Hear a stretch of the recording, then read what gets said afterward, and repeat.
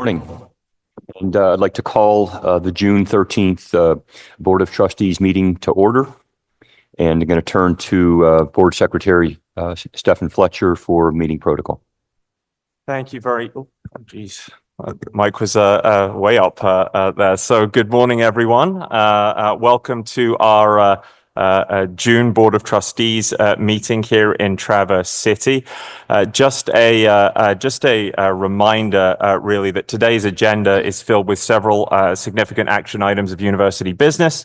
There are also several speakers, including some of those who have driven up here for public participation and are on Zoom as well. A framework up front in the event of a disruption that prevents the board from conducting business or the members of the public from hearing or observing the meeting, we will recess or adjourn the meeting. If the meeting is recessed, the board will meet via Zoom within 10 minutes of the recess occurring, and regrettably, there would be no opportunity for public comment at that stage. Thank you, President. Okay, thank you. So at this time, I want to call for a motion to approve the agenda for today. Okay, all those in favor? Opposed? Abstentions? The agenda is approved. I'm going to ask for a motion to approve the April 11th and April 25th, 2025 meeting minutes. Second. Okay, all those in favor? Opposed? Abstentions? The minutes are approved. Well, good morning, everyone, and it's wonderful to be here in Traverse City for this month's meeting and our Board of Trustees retreat. And before I begin my report today, I want to acknowledge the passing of former Michigan State University First Lady Dolores Wharton last weekend. Mrs. Wharton was perhaps best known as a vigorous and influential advocate for the arts, including during her years on our campus during President Clifton Wharton's tenure from 1970 to 1978. She served on art organization boards from the Detroit Institute of Arts, which we visited on our Spartan bus tour just a few weeks ago, and the Michigan Council for the Arts, to the Museum of Modern Art in New York, and the National Endowment for the Arts. Of course, a beautiful and prominent monument to the Wharton's advocacy remains with us on campus in the form of our Wharton Center for Performing Arts. And like her husband, Mrs. Wharton broke racial and gender barriers as a member of organizational and corporate boards, including for companies like Phillips Petroleum, Kellogg Company, and Gannett. She was such a powerful presence, such an unforgettable personality. And I'd like to start with a brief moment of silence to remember Dolores Duncan Wharton.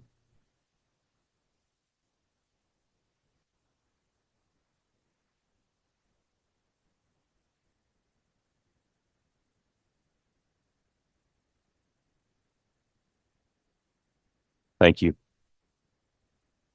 Well, we've had a great visit to Traverse City this week, experiencing our many collaborative efforts to build community and tackle big challenges for the citizens of this region and the state of Michigan. And I want to thank everyone who hosted us or visited with us, including President Nisley at Northwestern Michigan College in welcoming us. He spoke of the important partnership that MSU President John Hanna established 74 years ago with the Northwestern Michigan College. He talked about their emphasis at the college there on air, land, and water, as he talked about the programs that they have around drones and viticulture and the Great Lakes Maritime. And we had a chance to experience some of that over the past few days. The vibrant innovators and entrepreneurs that we had a chance to meet with at 20 Fathoms was one of the highlights for me on the visit. Also, our College of Human Medicine's impressive street medicine program in this community was showcased the other day. And our business stakeholders at Black Star Farms and the Spartans and community partners who joined us for a wonderful tour on the West Bay, highlighted by remarks from MSU Water researcher Joan Rose. And I'm very much looking forward to hearing from Dr. Rose here shortly as part of our this morning's program. Speaking of research, MSU recently had the privilege of opening the Mackinac Policy Conference with a panel about the importance of federally supported university research. Such research is, of course, under threat from federal cuts. But our panelists, MSU pediatrician Dr. Mona Hanna, Henry Ford Health MSU cancer researcher Dr. Howard Crawford, and former financial executive Matt Elliott, who co-chairs our Green and White Council, did an excellent job highlighting what we stand to lose if we were to see a dismantling of the partnership between the federal government and the great research universities across our nation. From ensuring clean water to making progress in the fight against cancer to retaining top talent, all of this could be at risk. History shows that together, research universities and the federal government catalyze innovation. And today, thanks to that partnership, universities like Michigan State stand as irreplaceable components of the nation's innovative ecosystem. I could cite numerous examples, but today I'll just note how pleased I was to see MSU ranked as a top 40 patent granting institution by the National Academy of Inventors. We moved up 13 spots with 60 utility patents granted, up from 45 the previous year. And globally, MSU rose 20 spots to number 57. Thanks to our amazing community of innovators, MSU has been listed in the top 100 since 2013, when the NAI began publishing the report. Spartan innovators have registered more than 3,300 inventions over the years, including revolutionizing cancer treatment and pioneering a life-saving race car safety device. So there's a lot at stake here, which is why we continue to monitor and assess the shifting federal landscape. Thank you to our government relations team, which continues to advocate for federal support through contacts with lawmakers and through our peer associations. And thank you to all the Spartans and friends who have lent their voices to this cause, including by contacting their congresspersons directly. As we prepare to approve next year's university budget and set tuition rates today, we're mindful of the financial challenges posed by federal cuts. But as I've said previously, our primary budgetary pressures come not just from changes occurring at the federal government, but from existing structural deficits that must be addressed. From the beginning of my tenure, I've made it a top priority to comprehensively assess Michigan State's financial health. We've looked closely at our budget model and the state's appropriations formula and have examined stress points, available reserves, and forecasted operating budget trends. This work is built on the efforts of our budget office, which has been exploring structural improvements for more than 2 years. Following my spring 2024 listening and learning tour, I began conversations with my leadership team in the fall, and then with our deans early this spring. We reached the difficult conclusion of implementing a 9% budget reduction to the general fund over the next 2 years, 6% this coming year and 3% the following year. This will require sacrifices across the university, and as I've said, my own office will start with the full 9% cut this coming year, followed by additional cuts the following year. Administrative units and colleges submitted their budget plans last week, and what we're seeing includes proposed cuts to things like external contracts, hiring, travel allotments, and other budget areas before looking at employment considerations. I wish I could spare our community from this difficult work, and we will do our best to support our people. But ultimately, we must take the necessary strategic decisions for the long-term success of Michigan State University. And as we work to rebalance finances while continuing to move the university forward, I'm very pleased to note that we're on the way to closing out a record-setting fundraising year. As of June 10th, we'd raised $340 million this year, mobilizing more than 63,400 donors and exceeding our annual goal. And of course, earlier this year, we launched our $4 billion Uncommon Will, Far Better World comprehensive campaign, the most ambitious in Michigan State University's history. I've been pleased to be part of our advancement and alumni outreach, meeting people across the country and as far away as Japan and South Korea just last month. and even on the bay here last evening, meeting with many alums and donors who are proud to be Spartans. And I can't say enough about the generosity of Spartans and friends who are investing in our future. Those include the MSU Research Foundation, which recently designated $75 million over the next 8 years to support university research and innovation. So thanks to all who have or will financially support Michigan State University. While we look ahead to future opportunities, we're extremely fortunate to welcome our four key new leaders to our community. Pending board approval, Laura Lee McIntyre will be our next provost and executive vice president for academic affairs starting August the 4th. She has such palpable energy and will bring outstanding experience to Michigan State. As Dean of the College of Education at the University of Oregon, for example, she built a collaborative culture leading to new academic programs, more robust student advising services, stronger graduate enrollment, increased student scholarships, and more research awards. Dr. McIntyre is also an accomplished scholar known for her work in early childhood autism, family-centered interventions, and family school partnerships for children with disabilities. I'm very confident that she will strengthen our academic enterprise and be a tremendous asset to our community. I also want to take this opportunity to thank Interim Provost and Executive Vice President for Academic Affairs, Thomas Yaitzko, for his dedicated service over more than 2.5 years, probably closer to 3 years. His impact will be felt for a long time, having appointed over 13 deans and vice provosts.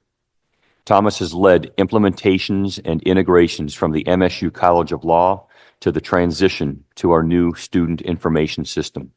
He's fostered cross-college collaboration and promoted one team across colleges and units, and has strengthened relationships with academic governance. As a prominent figure in our students' success, he led MSU through a successful 10-year accreditation process and recently helped launch our general education modernization process.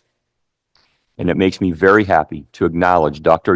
Yaitzko's many contributions by recognizing him going forward with the title of Michigan State Provost Emeritus. Please join me in thanking him.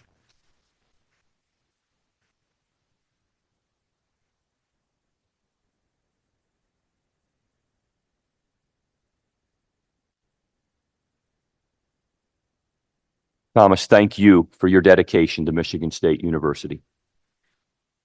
At the same time, I'm happy to welcome 2 new deans pending board approval. Thomas Stubblefield has been selected to lead the College of Arts and Letters. He brings excellent experience from College of Arts and Sciences at the University of Rhode Island, where he is Professor of Art and Art History and Associate Dean.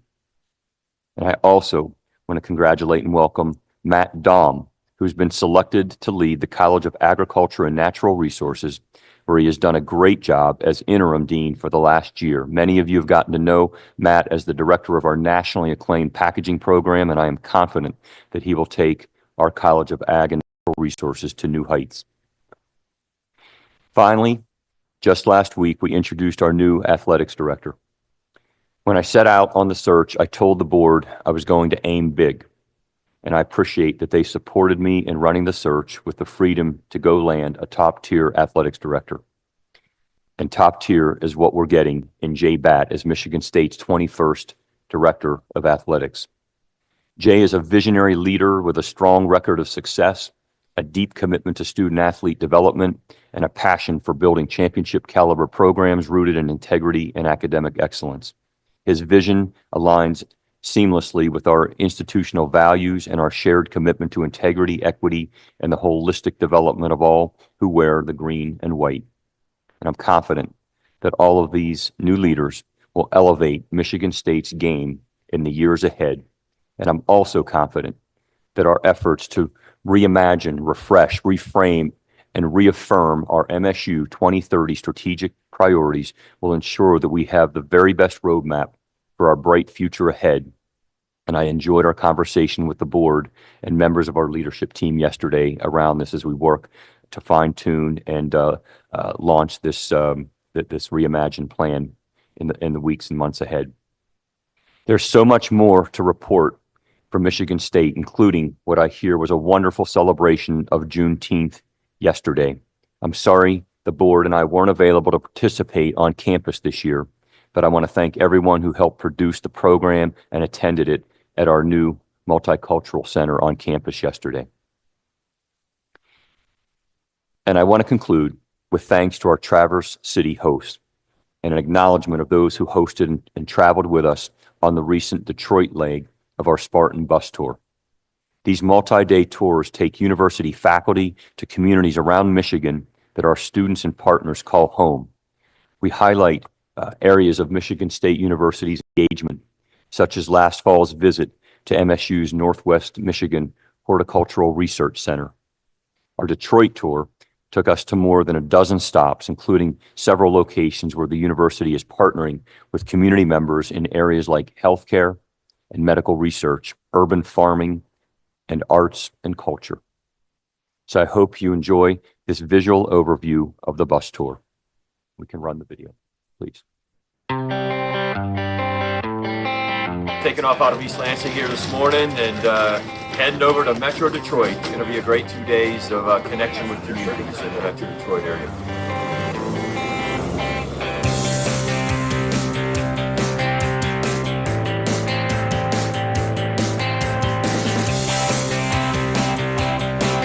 So far, it's been a really fascinating experience. It's just impressive to see sort of how much outreach there actually is and how much MSU really does in the community.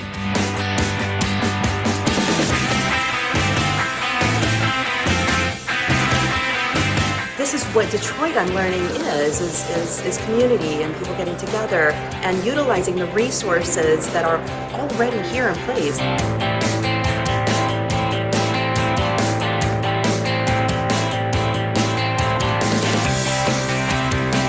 It's just been a great community building experience and also just an experience that just increases your pride in MSU and being a part of it.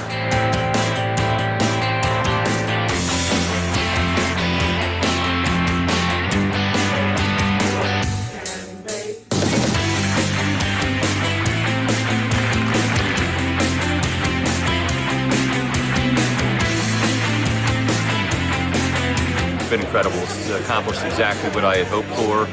Connections with our faculty and staff to the partnerships that we can build and strengthen here in the Metro Detroit area. MSU is Michigan's state university.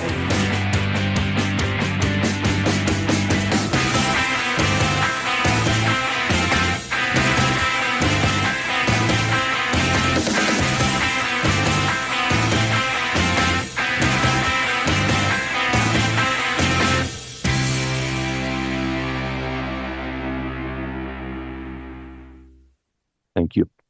So I'll just note that we'll be on the road again this fall, visiting communities as far north as the Upper Peninsula, and I'll just say I said one thing in that video there that's important as I look to the future of Michigan State, and that is it's about partnerships. It's about partnerships with our faculty, faculty leadership, with our students and student leaders, with our world-class faculty, with our board of trustees here, who I know care deeply about the future of Michigan State University. And I'm very confident, despite the challenges that higher ed in general is facing, that we're going to be facing here locally in the state of Michigan, that it will take a strong and trusted partnership with all those that will come to the table, roll up our sleeves together, and move this great university forward. And I'm going to need you by our side. So with that, thank you for being here, and I'm going to turn to the next item on our agenda. And with that, I'll turn to Board Secretary Stephen Fletcher for public participation on items germane to the agenda. Thank you. Thank you, President Guskowitz. As you mentioned, now we'll proceed to the public participation on items germane to the agenda portion of the meeting. Each individual who signed up to speak will have 3 minutes to address the board. You will hear a buzzer at the end when your time has concluded. Given that the number of speakers, today overall, we ask that you not exceed your allotted time. Note that persons scheduled to speak may not cede all or part of their time to other individuals or read statements on behalf of others. We will now hear from Abigail Rodriguez, followed by Tabor Bitts. Abigail, I think you're joining us via Zoom today. Can you hear me? Hi, can you hear me? Hello? Abigail, can you hear me? Hi, can you hear me? We can. Please proceed with your comments, and we'll actually, Abigail, pause a second. Will you? Let's reset the timer. Okay, please start your comments. Perfect. Good morning. My name is Abigail Rodriguez, and at this point, I'm honestly done being polite. I'm furious, I'm heartbroken, and I'm here again, knowing exactly what is about to happen. The provost has decided to move forward with recommending the ARCA-Cal merger. And let's be real, that was always the plan. Every meeting, every so-called listening session, every word about shared governance, it was all theater. The decision was made a long time ago. The rest of us were just dragged along for appearances. I've been at every step of this process. I've shown up. I've spoken. I've organized. I've done the work. I carried the weight of this process while the College of Arts and Letters student representative didn't even bother to attend a single committee meeting. I was left alone to represent the student voice again and again and again. And yet somehow I've been talked over, sidelined, and silenced. And still, I was the one expected to stay quiet and trust the process. Let me be clear. This merger has created harm. I have not only been dismissed, I have been targeted. And what did university leadership do? Nothing. No support, no accountability. And what enrages me the most is the behavior of interim provost Itziko. Over the past several months, I have felt like I have been personally intimidated, repeatedly, and I have received no apology, no acknowledgement of harm. That is not professional, that is not ethical, and that is certainly not leadership. So let me be honest, I know how this vote is about to go. You're about to approve the merger. You've made your decision, but don't you dare pretend that this was a fair or an inclusive process. And don't you dare say that we weren't clear about the harm. So, here's my call to action. And if you're going to move forward with this merger, then you better live up to the one promise we've heard over and over again. The one promise that was sold to you, the Board of Trustees, by interim Provost Itziko. That ARCA's identity, its community, its opportunity, and its resources will remain untouched. The provost says that this is just a quote-unquote an administrative change. Okay, so prove it. Fight to preserve every space, every program, every value that makes ARCA what it is. Do not allow us to be swallowed by bureaucracy and then pretend it's the same place. Because if you break that promise, if this merger becomes a slow erosion of what ARCA stands for, we will remember exactly who made it happen. Thank you. Thank you, Abigail. Our next speaker is Tabor Bitts, also appearing via Zoom. Tabor, can you hear us?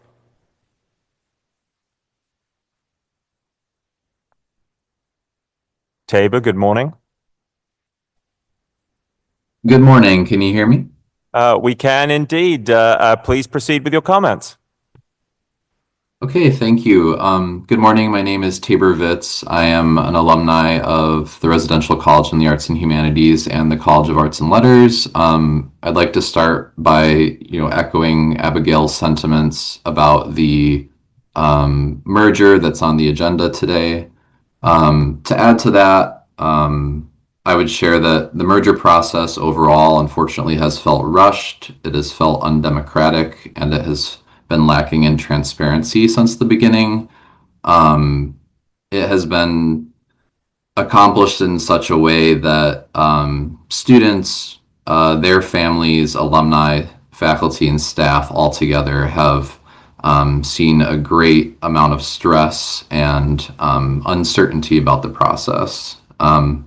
Moreover, I want to add that the working committee that was formed to explore the potential benefits and challenges of a merger was given a very narrow task from the beginning, and they were given very little context as to what an administrative merger would entail, such that their findings by necessity had to be very broad and vague, which I don't feel found a solid basis on which to make a vote today. Also, to echo what Abigail said, the merger has felt like a foregone conclusion since the very beginning, and the committee work felt like checking a box before moving forward, which unfortunately, as an alumni, really sours my perception of my alma mater. Finally, I want to comment on some of the rationale for the merger contained in the agenda item today. The provost has stated that this merger is about strengthening arts and humanities at the university, which I feel is an insincere and disingenuous misrepresentation of the provost's and university's goals with the merger. We understand that it's about trimming the budget and about administrative efficiency, and we don't need to butter it up by co-opting language about protecting arts and humanities and strengthening them. Frankly, I find that it will likely weaken arts and humanities at the university. So to say the opposite is unfortunate. With that said, I urge the Board of Trustees to vote against the merger today and take more time in working on the process, doing research, and actually working with the community to find out what it would look like. Again, I urge better transparency, better communication with the public, and an overall more careful and thorough process moving forward. Thank you for your time today. Thank you very much, Tabor. President Guskowitz, that concludes this section of the meeting. I'll invite Vice President Gage to present this meeting's gift grant and contract report. Good morning. Chairperson Kelly, members of the Board of Trustees, I request approval of the awards found in the gift, grant, and contract report. The report period is March 17th, 2025 through May 19th, 2025. The total value for this period is $113,802,944. Report. Any discussion? Okay, all those in favor? Opposed? Abstentions? Okay, the gift, grant, and contract report is approved. I'm now going to ask Vice President Gage to introduce today's speaker. Thank you, President Guskowitz. It's always my pleasure to highlight the excellence of research that we have at the institution. And today, in the presence of one of the greatest resources we have in the state of Michigan, our Great Lakes, I'm happy to introduce Professor Joan Rose. Professor Joan Rose holds the Homer Nolan Chair in Water Research at MSU, where she has worked for more than 2 decades. She is one of the world's foremost experts in water microbiology and waterborne disease. She uses molecular methods to track pathogens in water, safeguard drinking supplies, and improve wastewater treatment, and all in the interest of protecting public health. She's currently in a role of director of the MSU Water Alliance, which is a new institute we've sort of used to combine all of the more than 300 investigators at MSU who work on one aspect of water or another, and she'll tell you about that today. Joan's impact spans science, policy, and education. She's mentored future leaders and helped shape water innovation policies across the globe. She has many accolades and awards. She's a member of the National Academy of Engineering, recipient of the 2016 Stockholm Water Prize, which is the Nobel Prize of Water.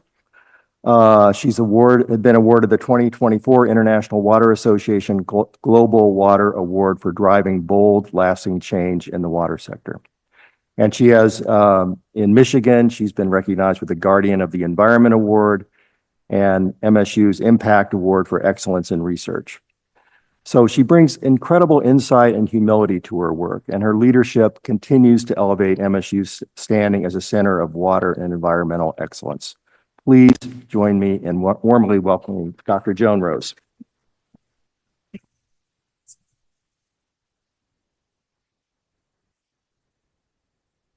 Thank you.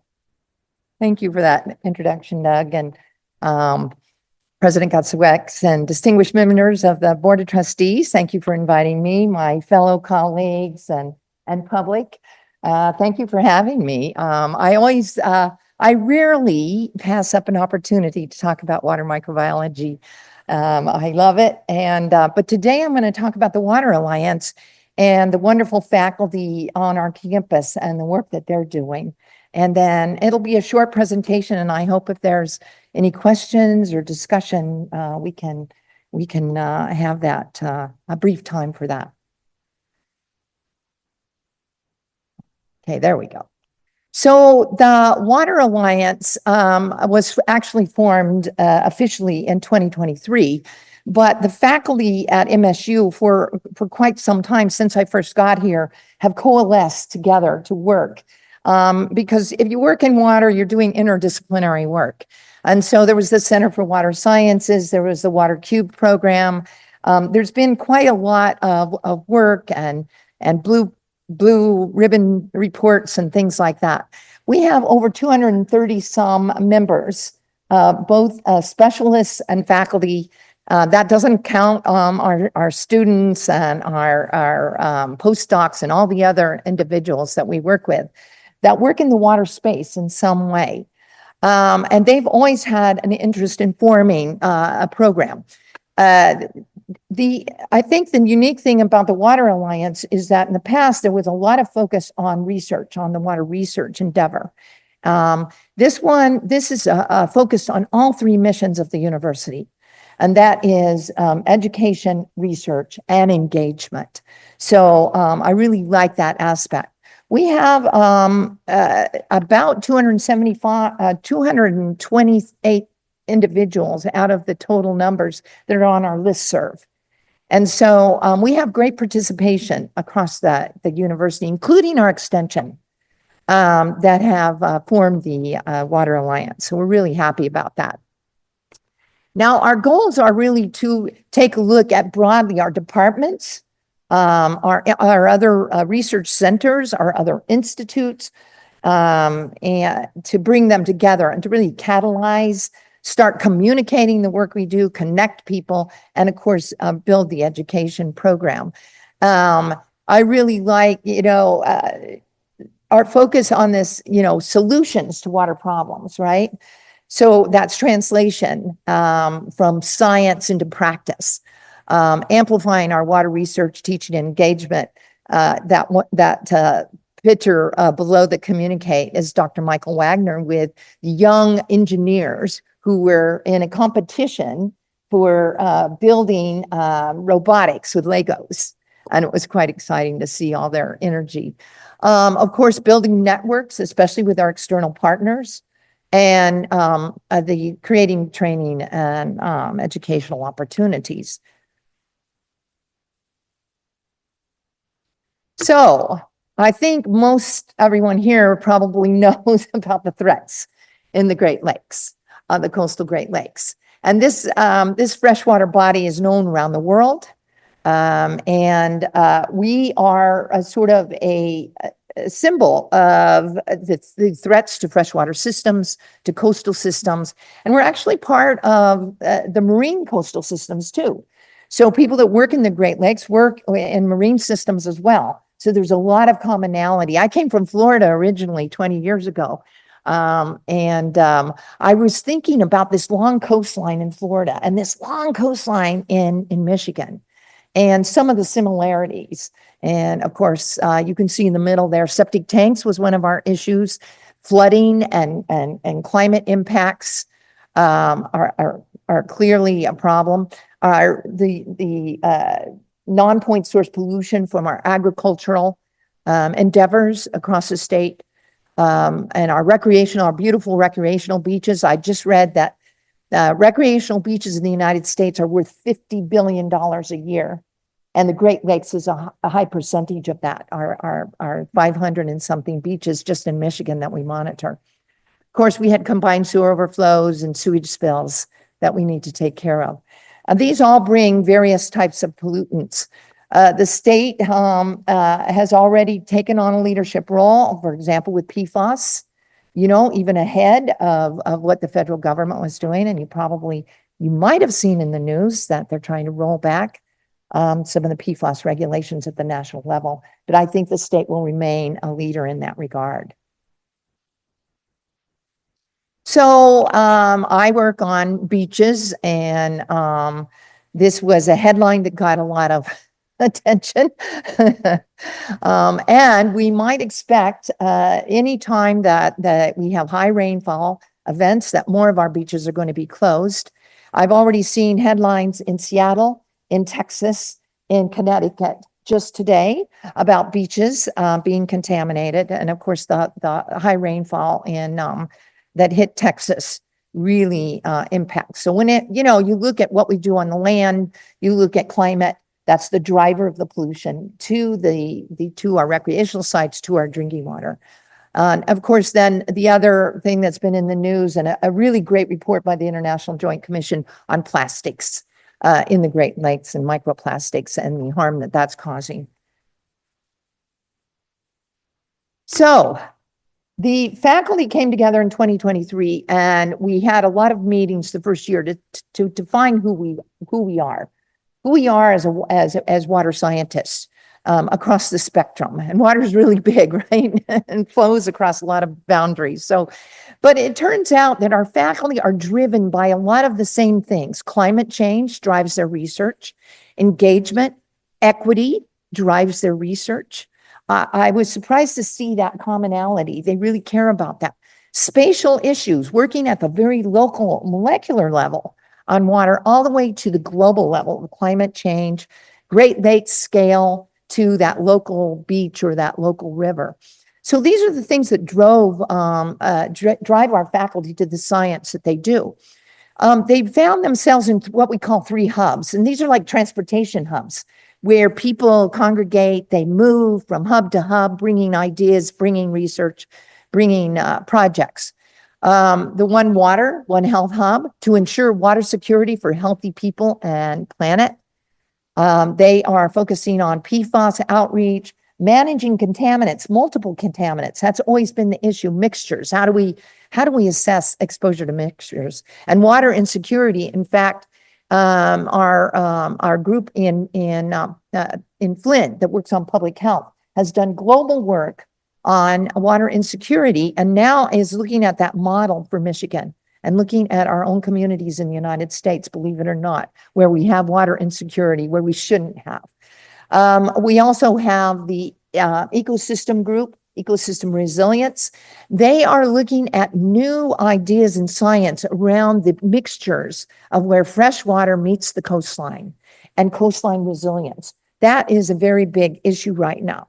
So how do we maintain our coastlines? We used to think, oh, it's hard infrastructure. We built a lot of hard infrastructure in the past. Now we're trying to rebuild that, rebuild with nature, what nature gave us. And so their work is, and of course, invasive species is part of the work they're doing, and maintaining our fisheries. And finally, the Water Food Energy Group. We have a great group that's looking at advancing innovation in wastewater treatment for resource recovery. And I love this because I work in water reclamation, and it turns out in water resource recovery around the world, the number one product we recover is water, clean water from our wastewater. Secondly is energy, and third is nutrients. And so we're losing nutrients, phosphorus in our soil, we're losing soil health. We're putting nutrients into our water where we don't need them, having hazardous algal blooms around the world. And so how can we switch that, switch that around? So that's very exciting. And that center has come together with others to look at where are the innovations for small communities, mixed waste, agricultural waste, food waste, animal waste in particular. We don't treat our animal waste in the world. And that is the number one source of contaminants now for nutrients and pathogens. So they're coming together with others to say, where's the innovative technology to go to small communities, recover water, energy, and nutrients as part of that circular economy. So these are real exciting efforts. We're improving health. I think we're the epicenter for water quality science and solutions in the Great Lakes. I think Michigan really has a focus on that. Water quality is across the scientists that work in these various hubs. even in the food safety arena and talking to the industry, they said water quality was the #1 indicator of whether they were going to have a foodborne outbreak or contamination problem. Comprehensive new technology of source tracking, pathogen assessment, and of course, emerging concerns on microplastic, PFAS, and viruses. And of course, addressing disease transmission. I think the state of Michigan leads the nation in building a laboratory network that serves about 60% of the population watching disease in the community through wastewater surveillance. And wastewater surveillance has been around for a while. WHO had built it for polio virus, so we can use wastewater to look at what's happening in the community. It's inexpensive, it's rapid, and this one graph on the bottom here, the blue line shows the wastewater signal. It gave us an early warning for SARS across the state of about 30 days. And for other pathogens, we have various types of lead. And so the state of Michigan is still operating a statewide monitoring program, although the budgets have been cut across the US. And they are now looking at RSV, they're looking at influenza, they're looking at bird flu, and norovirus, a lot of other diseases where you can watch the community, provide the information to the local health department, and they can take on public health action. So MSU's been leading the statewide network, and it's been highly successful. We're, of course, advancing the technology. Control of plastics is a big issue. Eagle has just suggested that they want to take a leadership role around managing plastics in our waterways. And this is the macroplastics and the microplastics. And now we have a researcher at MSU who's working on nanoplastics. That's even smaller and smaller. And understanding the sources, where did they come from? Did they come from sewage? Did they come from, trash and the public? What I really liked about the group that came together for this is we also have a group that looks at art and science and engagement. And they use art to engage with the public, to talk about science and to talk and to communicate. And this is a perfect project for that kind of interface. Of course, protecting nature is part of this. Plastics have a big impact on ecosystems. And beyond that, of course, we have a very strong program in the control of invasive species. And finally, this whole issue of impact of natural and human-made disasters and our coastal systems. Michigan is like Florida in a way. We've lost our wetlands. Wetlands were the system in the state that kind of grabbed the water, grabbed the contaminants. We've destroyed 80% of our wetlands over the last 100 years. And now we're trying to figure out what's the best way to restore some of that nature and nature-based solutions.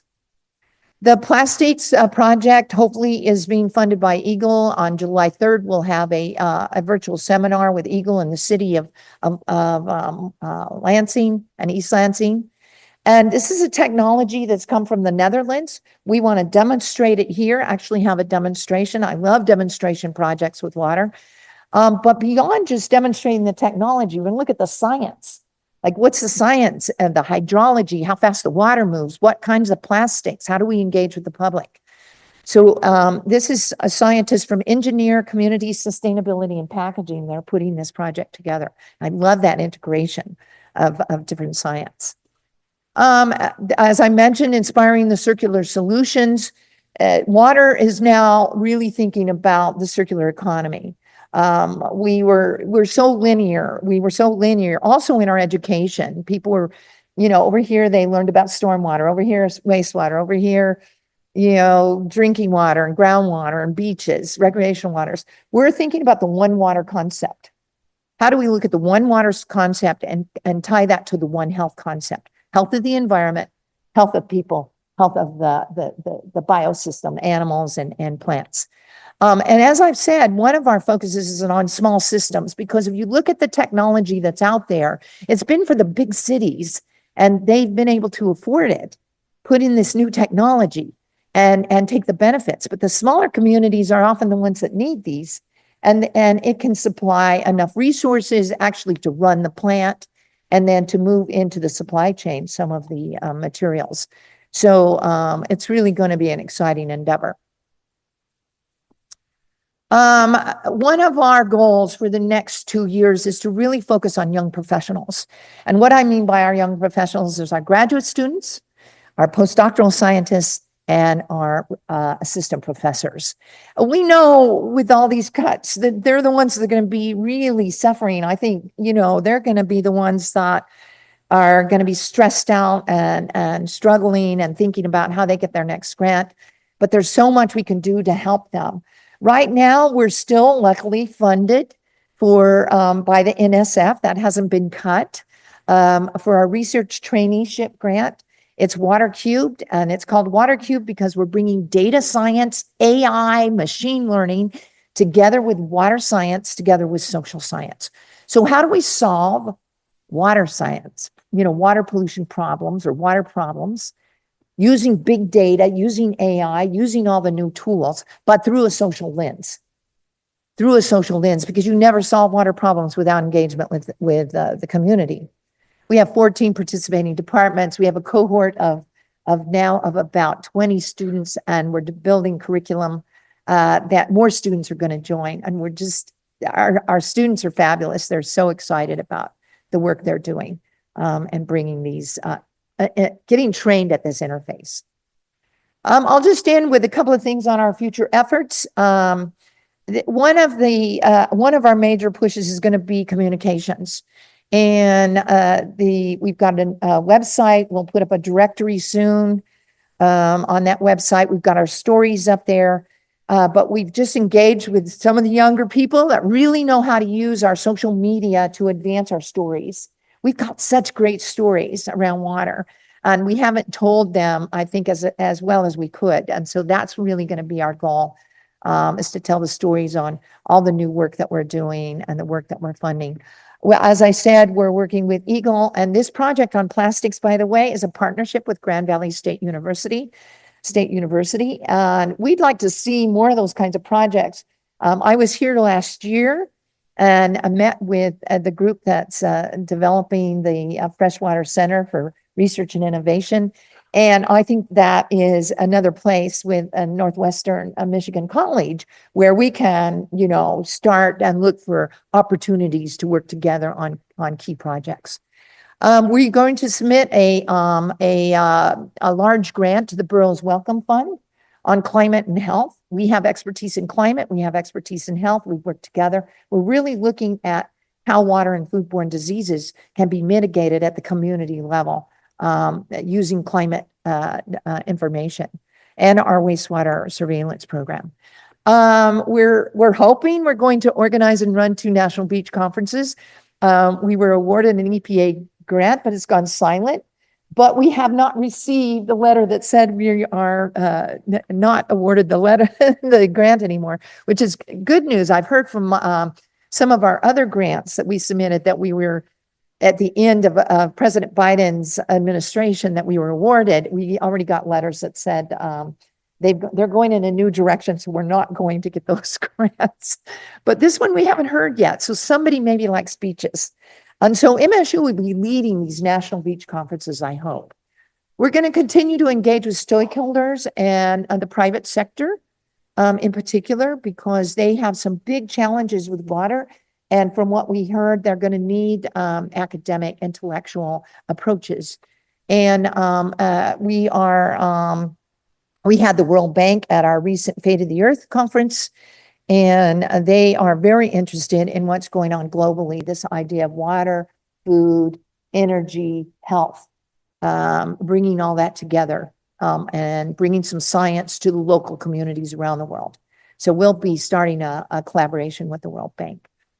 Any rate, we're a small team right now, but of course we just represent with the faculty. We're there to help the faculty move these things forward. Erin Dreeland, the associate director, Asia Witt, our communications manager. She just joined. She's doing such a great job. Ellie Sabula is a technical aide. She just graduated from packaging and is having these young people on board is fantastic. And Melissa Downs, who's been helping with the administrative assistance work.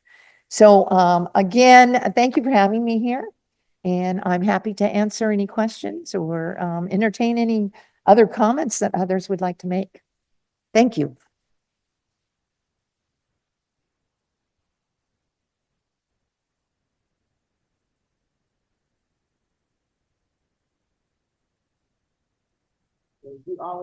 To me, what is best about these presentations that you bring us, they're always responsive to the moment and the space. And so I appreciate your thoughtfulness and being a culturally responsive leader. I appreciate that. So I'm terrified. Just want you to know, completely terrified. I have no idea what to do at this point about any of this water. Like, you have terrified me. I'm a germaphobe. I've worn a mask on the plane since 2007. Yeah, way before there was, and I don't get in bodies of water ever that are not chlorinated. I think back to Gray Lake in Sturgis, where I used to, as a kid, be carefree, dumb, ignorant, just swimming around in contaminants. I would never do that today. I am freaked out by the contaminants piece. And I heard a lot about your plastic removal and the plastic portions of your research that you're trying to get these plastic. What about, you had poop on it was on the slide. What are you doing about that part? Like, and now all of a sudden it's contaminated. When is it not contaminated? Like, is there an acceptable amount? Like, what's happening right now? Right. Well, I didn't mention the program, the MyNet program actually started in 2014. When I first got here, I met Dr. Shannon Briggs, who's at Eagle, and she runs the beach program for the state of Michigan. And she and I got together, and she's been fabulous. She works with the local communities. She got funding early on to advance all the labs to a technology called polymerase chain reaction. It's an instrument that is sort of like a photocopy for our DNA. And so we can rapidly, we've implemented a rapid technology for beach monitoring in 2014. And so the state of Michigan is the only state in the US that has new technology where we can go out and monitor our beaches and get the results on the same day and say, is it contaminated or not? They have a wonderful beach guard program. So we actually monitor our beaches. We have a website where you can go and say, is this a chronic problem beach? When we have chronic problem beaches, we've been able to identify them and use source tracking tools. These are tools where we can say, where's the pollution coming from? Is it coming from cows, pigs, wild birds? And then what do we do about it to diminish so we have, and the reason we were able to do the wastewater surveillance in 2020 so quickly and gear up in the state is because we had this previous network of laboratories. So I didn't have enough time to go into that. I could have selfishly put that up because I've been involved at the beach program for a long time. But it was a combination of leadership within Eagle, partnerships between MSU and the county health departments and Eagle, advancing new technologies, and then translating the science with the new technology into a new standard. We actually have a number in the state of Michigan with the new instrument where we can say, should we close the beach or not, very rapidly. So we're way better off than most, and we have information for the public on that. But I'm with you. Don't get in a public hot tub. Oh, I'm with you. I'm with so I think your goal of comms and wrapping up will be really important, because I had no clue there was a dashboard, and that's not going to change my mind. I'm not getting in, but it would be nice to warn my friends who might want to. Right. So, and the hazardous algal blooms are merging even more. And so using remote sensing plus robotics, better robotics in the system, where we can not only say there's algae, but there's toxins. And if there's toxins, you can't let your pets go in. You can't let and now we've got, this whole coastal resilience issue is tied to water quality as well as our shoreline and what we do with our shoreline and the natural system. So I think that we're really focusing on that, but I think technology and early warning and communications are the key to that. Yeah. Thanks for your question. I got to talk about the I got one. beaches. Dr. Rose, if you haven't already, I would encourage you to team up with, those that are lobbying for infrastructure improvements in Michigan. So one source that I know is the cause of what Dr. Rima brought up is the combined stormwater and sewage pipes in many of our legacy communities. Combined So, sewer overflows, yeah. yep. So for instance, in the downriver area of Detroit, when we have heavy rain events, the pipes that handle both types of flows overflow. That ends up in the Rouge River, the Detroit River, Lake Erie, and so on. And so it's a very expensive proposition to change all those, but I see your work as being essential in helping those that are lobbying for those infrastructure improvements. So I hope that, you're in good communication with those types of folks. Yeah, we work with the Michigan American Water Works Association, the Michigan Water Environment Association, and these groups are very involved with both stormwater and, of course, wastewater and drinking water systems. And so looking for innovation there. I think that the science we've done has played into the goal to try to get a statewide septic tank ordinance, and also to look at how do we fund stormwater systems, because we, in the state of Michigan, unlike other states, we don't have any way to actually fund, we don't have a stormwater programs, except at the local level. The local people have to fund that. And stormwater is one of our big issues. And so looking for innovation for treatment, but also what do we do on the land so that when the water runs off, and could we use more nature-based solutions to mitigate transport of contaminants in stormwaters, and building wetlands, more wetlands and agricultural systems and things like that are some of the goals. So yeah, I appreciate what you're saying. And I think our infrastructure, our price tag is quite high, but it's an asset for our future and for our water future. Thank you. Yes. Thank you for all the great work you're doing. Also, thank you for taking this very complicated issue and putting it down to a level that I could understand what you're doing. You talked about Flint and water insecurity. I was wondering if you mean insecurity in the sense of we're not comfortable that the water's safe, or do you mean water insecurity, we just can't afford the public to pay the water? Yeah, water security is very comprehensive. And so it means both lack of access to clean water and safe water. And obviously you either drink your polluted water, or you move someplace where you can get access to water, because otherwise, you have to have water to live. If you can. And then secondly, there's affordability in this state. There's no doubt. In fact, we were lacking in use of our state revolving funds in the state of Michigan, and that's changed over the last 6 years. But it's still not enough. It's not enough money and resources.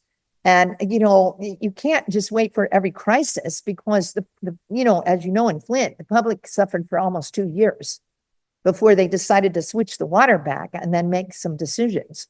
And the water, within 2 weeks of the switch of the water, certain parts of the community were having problems and terrible water. And then, of course, exposure to lead, and then we had the Legionnaires outbreak. So, and Flint's known around the world. When I go around the world, they're like, oh yeah, Flint, And so what we do there, and what we do for our other communities like that don't have their own resources. How do we use state resources? How do we use federal resources to help with our water infrastructure? Because we can't afford it on the back of the tax, just the ratepayers. It's not possible. So water insecurity is both clean. It's water both. and affordable. It's both, and it's hard to believe, but even maybe it was about a decade ago, the controversy of turning water off in Detroit for people that couldn't pay. Yeah. Right. And they're like that, well, in the United States, if in the global communities, we say water is a right, access to water is a right, a human right. And yet in the United States, we were turning off water to our poorest, and they had no access. And so that's still happening around the United States in pockets. I've been surprised. And I think when I got into this, I thought, oh, our water's so great. And now I'm getting more and more worried, just because of the confluence of climate change, aging infrastructure, lack of investment, and new contaminants that are showing up all the time. So Or maybe it's my age showing. I don't know, but I'm worried now. My understanding of what in Detroit, it wasn't necessarily turning off water to poor people who couldn't pay. It was turning off water to those who were kind of quote unquote abusing the system. And there's a lot of abandoned homes and such that were, and other churches that were kind of abusing the system. That was my understanding. I could be 100% wrong. It was actually a lot less poor families getting their water shut off. That was pretty minuscule. It was other people who were abusing the system.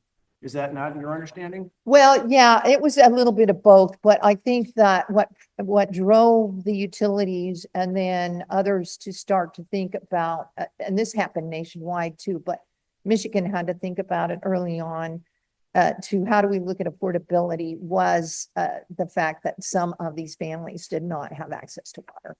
And it wasn't so much abuse of the system, and then affordability, if you looked at the cost of water across the state, Yeah. in poor communities, they were paying more. Yeah. Right, than in the rich, so it was affordability. I'm not saying poor people were abusing the system. I don't want to be misquoted.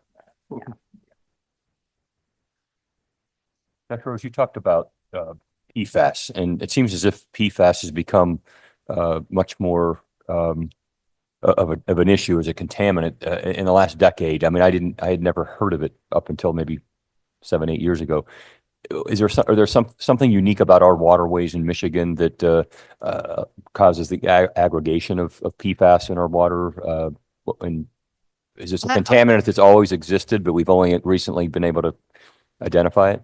I don't think it's anything unique about Michigan waters per se, but I would say that it's partly the sources of the PFAS, but also the state of Michigan has a history, right?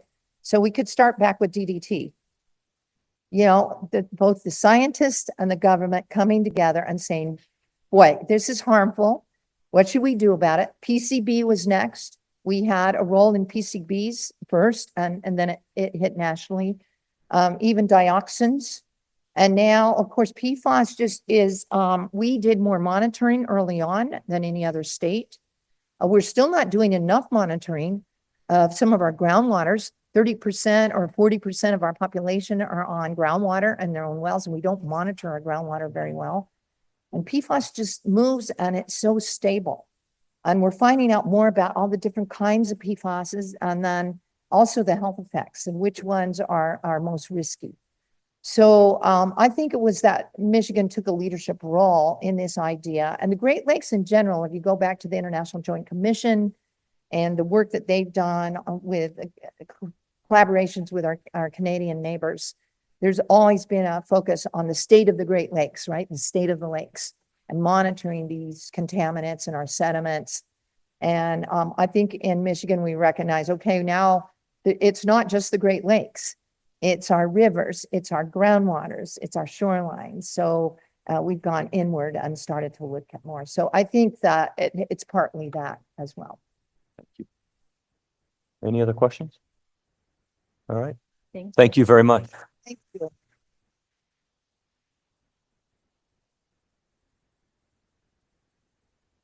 Okay, I now invite Interim Provost Yaitzko to present this meeting's personnel actions. Thank you, President Guskowitz. Thank you also for the very kind words and the honor. I'm humbled, and I've been very grateful for having had the opportunity to serve. Trustees, I present for approval the items on the June 2025 list of personnel actions. I present for approval the following tenured faculty appointments. Sydney Everhart, PhD, Professor, Department of Plant, Soil, and Microbial Sciences with tenure, effective July 1, 2025.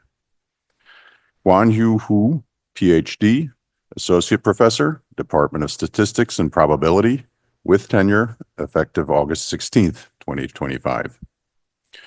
Huajun Feng, PhD, Associate Professor, Department of Mechanical Engineering, with tenure, effective August 16, 2025. Kelly Hume, DVM, Associate Professor, Department of Small Animal Clinical Sciences, with tenure, effective September 8, 2025. Denise Imai Leonard, DVM, PhD, Associate Professor, Department of Pathobiology and Diagnostic Investigation, with tenure effective October 1st, 2025. Carolyn Lochner, PhD, Associate Professor, C.S. Mott Department of Public Health, with tenure effective August 16th, 2025. Brian Leonard, DVM, PhD, Associate Professor, Department of Small Animal Clinical Sciences, with tenure effective October 1, 2025. Ted R. Miller, PhD, C.S. Mott Professor, C.S. Mott Department of Public Health, with tenure effective June 13th, 2025. Lewis Moore, PhD, Professor, Department of History, with tenure effective August 16th, 2025. Katarina Pesce, PhD, Associate Professor, Department of Kinesiology, with tenure effective August 16th, 2025. M. Billy Sankofa Waters, PhD, Associate Professor, Department of African American and African Studies, with tenure effective August 16th, 2025. Catherine C. Siegfried Speller, PhD, Professor, School of Criminal Justice, with tenure effective August 16th, 2025. Morgan Vigil Hayes, PhD, Associate Professor, Department of Media and Information, with tenure effective August 16th, 2025. Mark A. Williams, PhD, Professor, Department of Plant, Soil, and Microbial Sciences, with tenure effective August 16th, 2025. At this point, please turn your attention to the screen.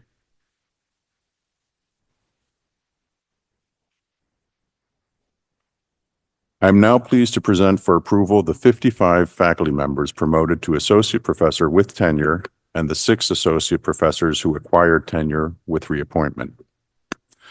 In addition, this year, we also would like to recognize our 43 faculty members promoted to full professor, 2 faculty members promoted to associate professor without tenure, and 50 faculty members reappointed as assistant professor.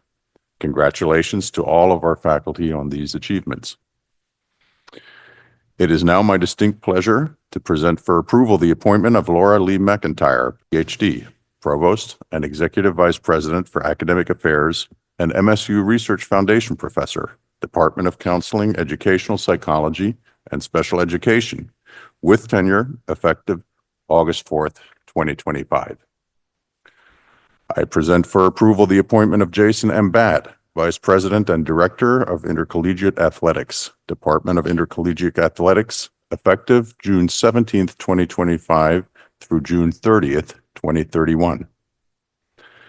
I'm pleased to recommend the appointment of Thomas Stubblefield, PhD, Dean, College of Arts and Letters, effective July 1st, 2025.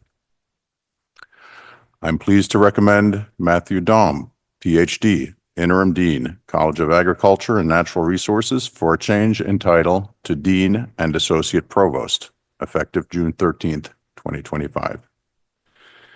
The action includes the recommendation of Thomas Izzo, Head Coach, Men's Basketball, Intercollegiate Athletics, subject to contract, for adding the title of Interim Co-Athletic Director, effective May 12th, 2025 through June 16th, 2025. The action also includes the recommendation of Jennifer Smith, Deputy Athletics Director, Intercollegiate Athletics, subject to contract, for adding the title of Interim Co-Athletic Director, effective May 12th through June 16th, 2025. I'm pleased to recommend Adam Nightingale, Head Coach, Men's Hockey, Department of Intercollegiate Athletics, subject to contract, effective July 1st, 2025 to June 30th, 2030, as a rolling 5-year term. It is recommended that the title of Vice President and Chief Human Resource Officer be eliminated, effective June 13th, 2025, and that all applicable policy documents be revised to reflect this change. The custodians of board and university level policy documents are authorized to update position titles referenced in those policies in alignment with this action and consultation with the Office of the President. Please note that the title is changing to Associate Vice President for Human Resources. Additionally, I am pleased to present 10 outstanding scholars recently approved for the title of University Distinguished Professor. On June 9th, 1989, the MSU Board of Trustees approved the establishment of the University Distinguished Professor designation. 21 faculty were approved with the designation on June 20th, 1990. Since then, 153 faculty have been approved with the designation of University Distinguished Professor. From the 17th nomination cycle, a standing advisory committee reviewed nominations and recommended 10 candidates to the provost. Based on these recommendations, President Guskowitz and I now recommend approval of the University Distinguished Professor designation for the following 10 faculty to be effective June 13th, 2025. Wando Echebe, PhD, Department of History, College of Social Science. Jichuan Chen, PhD, Department of Geography, College of Social Science. David Douchis, PhD, Department of Plant, Soil, and Microbial Sciences, College of Agricultural and Natural Resources. Kathleen Fitzpatrick, PhD, Department of English, College of Arts and Letters. Alexandra Gade, PhD, Department of Physics and Astronomy, College of Natural Sciences and Facility for Rare Isotope Beams. Jennifer Johnson, PhD, Department of Public Health, College of Human Medicine. Leo Kempel, PhD, Department of Electrical and Computer Engineering in the College of Engineering. Richard Lunt, PhD, Department of Chemical Engineering and Materials Science, College of Engineering. Kristen Wren, PhD, Department of Educational Administration, College of Education. Angela Wilson, PhD,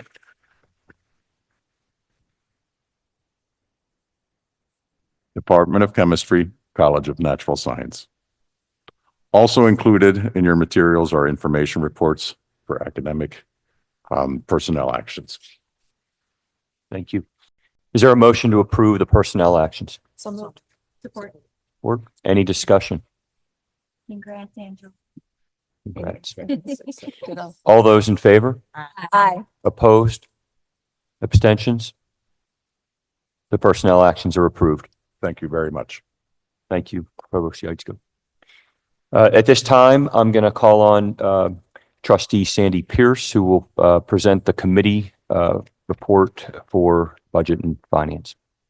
Thank you, President Guskowitz. With your permission and that of my fellow trustees, I would like to put the fiscal year 2026 operating budget at the end of my report rather than at the beginning. So I will start with, as chair of the trustee committee on budget and finance, I move that the Board of Trustees authorize the issuance and delivery of commercial paper notes and adopt the resolution attached hereto, with Lisa Fraze, our CFO, available for discussion if needed. So. Support. Discussion. Any discussion? Yeah, I would request, Lisa, could you give us a brief, and I do mean brief explanation of why we're doing this? I think it would benefit a lot of people. We currently have a commercial paper program that is $250 million. We were at the point we were going to have to renew that anyway. It is used for short-term funding of capital prior to issuing bonds, or for very short-term capital where we have to finance it for a short-term period. Given the disruptions and potential disruptions from funds flow from federal sources or other sources, we are requesting that plan be expanded to $500 million and also be allowed for general corporate purposes. What this will allow us to do is to finance any short-term working capital cash flow disruption should they occur, and allow us more time to appropriately react rather than having to react in less than a day. So I think I said to you a couple of weeks ago, it's accurate to think of this as giving you a tool for your toolbox to help smooth out our cash flows, allow you to perhaps borrow at a lower interest rate at times, and is just a general good business practice to help the university maintain stability in the next several months to years. That's correct. And a number of our peers are both expanding their programs and or already have these in place. Thank you. Thank you. It's a great question. Other questions or discussion? Okay. All those in favor? Aye. Opposed? Abstentions? Motion passes. Okay, as Chair of the Trustee Committee on Budget and Finance, I move that the Board of Trustees hereby adopts the revised Ordinance 50, University Zoning Ordinance attached hereto as Exhibit A, with Dan Bowman available for any discussion. Your support? Okay. Discussion? No discussion? All those in favor? Aye. Opposed? Abstentions? Motion passes. As Chair of the Trustee Committee on Budget and Finance, I move that the Board of Trustees hereby authorizes the administration to purchase approximately 3.3 acres of land located at 16745 Lanphier in Detroit, upon such terms and conditions as may be acceptable to the President or the President's designee, with Dan Bowman available for any discussion. Support. Any discussion? Similarly, Dan, because I think this is important for people to know, could you talk real quick why it's best to own this rather than lease it and how it's tied to the services that we're doing inside the city? Just a minute or less. Sure. This was property we actually leased a number of years ago to begin a program on urban farming within the city, and there's a lot of great research going on in that area. It turns out, without actually owning the property, it inhibits our ability to receive additional grants. So it just makes sense at this time to go ahead and purchase the property at a low cost from the city and continue the research. And Dan, this was one of the stops on our recent Spartan bus tour, I believe. Yes, it was. Yeah, it's a fantastic piece of property and important work being done there. All right, any other discussion? Okay, all those in favor? Aye. Opposed? Abstentions? The motion passes. As Chair of the Trustee Committee on Budget and Finance, I move that the Board of Trustees hereby authorizes the administration to sell the real estate property at 601 Ionia in Grand Rapids upon such terms and conditions as may be acceptable to the President or the President's designee. Again, Dan Bowman is available for discussion if needed. Support. Okay, any discussion? Okay, all those in favor? Aye. Opposed? Abstentions? The motion passes. As Chair of the Trustee Committee on Budget and Finance, I move that the Board of Trustees hereby authorizes the administration to plan for the project titled I Am West Planning Study. And again, Dan Bowman is available for discussion. Support. Any discussion? Yes, just a couple of quick comments on this. Because again, I think this is useful for people to understand the approach. When you read the package that was provided on the public website with this, it talks a lot about deferred maintenance of this particular building, which is true, as it is with many of our buildings. But previously, we were looking at, once we built the new rec center and it came online, it was just kind of a foregone conclusion that we would take down IM West. That may yet be the ultimate result, but what we're going to do here is do a holistic approach to the rec services and sports on campus, because it's important to note that what happens at one building is never independent of what happens at another building. We have a large campus where things play off one another. And so the last time we did a rec study was several years ago. And as we're entering this era where, university spending has reached somewhat of a tipping point, we have to be laser focused on the value proposition and, what's more important than the academics and mental and physical wellness of our student body. So we're going to, in my interpretation of what we're going to do here is move forward and do a holistic approach to what does recreation sports look like here over the next 10 years. What's needed, what's not, what's the right capacities, what are our national peers doing, with the thought towards what President Guskowitz has always said is operational excellence when it comes to our core lines of business, if you will. And this would be one of those. So I look forward to working with the administrative team in coming to the whatever the best solution is as we study this going forward, and also receiving the inputs from members of campus and faculty and community stakeholders so that, when we look at building a building or taking it down, it's within the broader context of our core mission. Thank you. Thank you, Trustee Balo. Any further discussion? Okay, all those in favor? Aye. Opposed? Abstentions? The motion passes.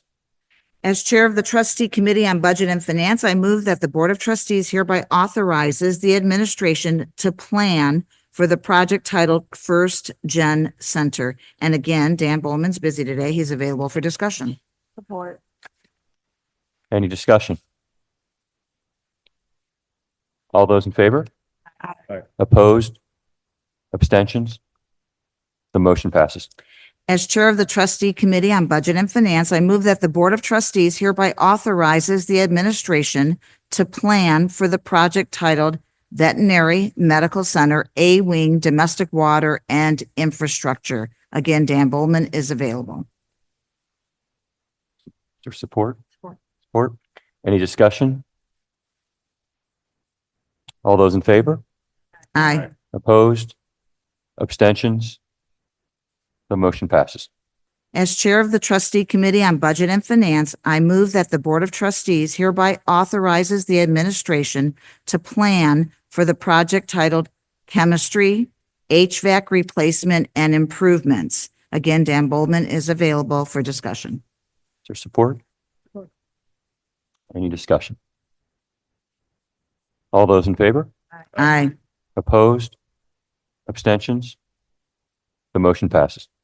As Chair of the Trustee Committee on Budget and Finance, I move that the Board of Trustees hereby approves the rescission of Board of Trustees 601 Accounting System Adoption of Michigan Uniform System.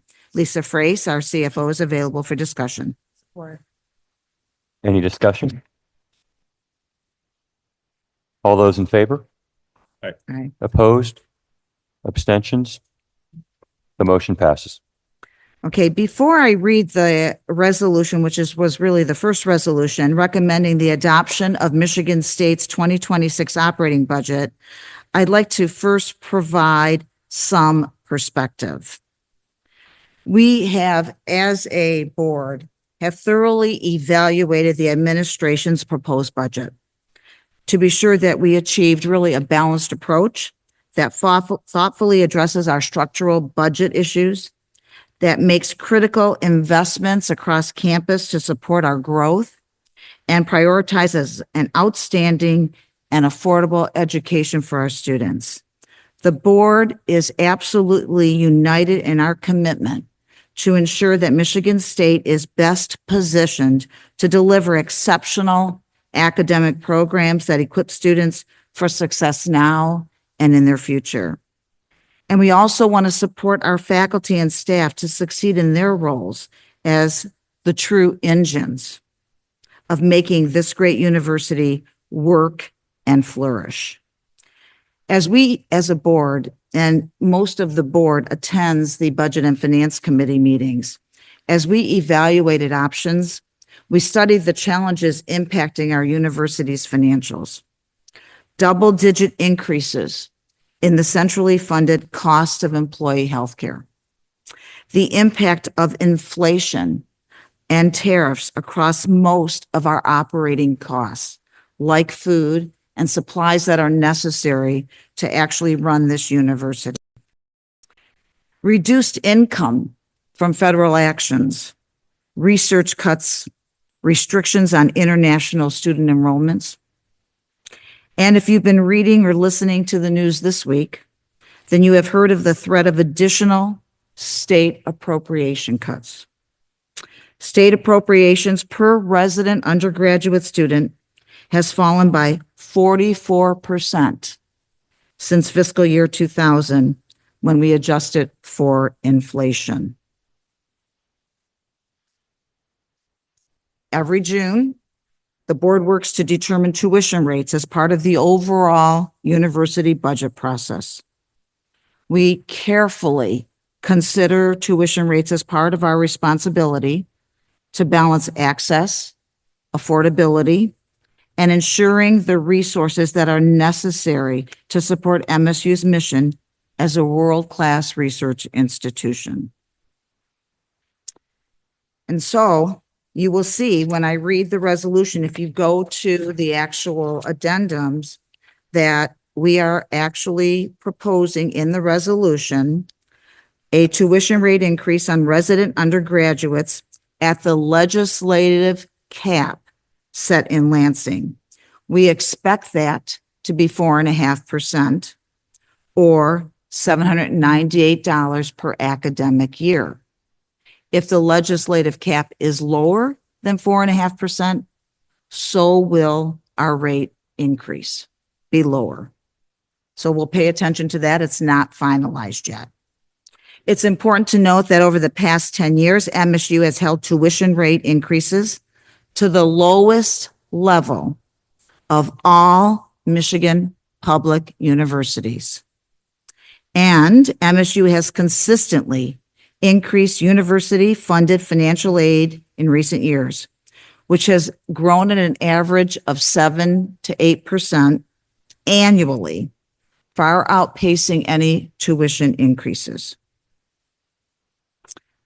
We believe that this tuition increase, coupled with the university-wide budget reductions of 9% over the next 2 years that President Guskowitz addressed in his opening comments, is the right balance of revenue enhancements and cost containment to place MSU on a strong financial footing while continuing to advance our mission. We have a very strong balance sheet. We have a very strong credit rating, and we intend to keep it that way. I want to say that I appreciate Lisa Frace, our CFO, and your entire team. Lisa, please give our thanks to all the work that you've been doing for months on trying to get this budget finalized.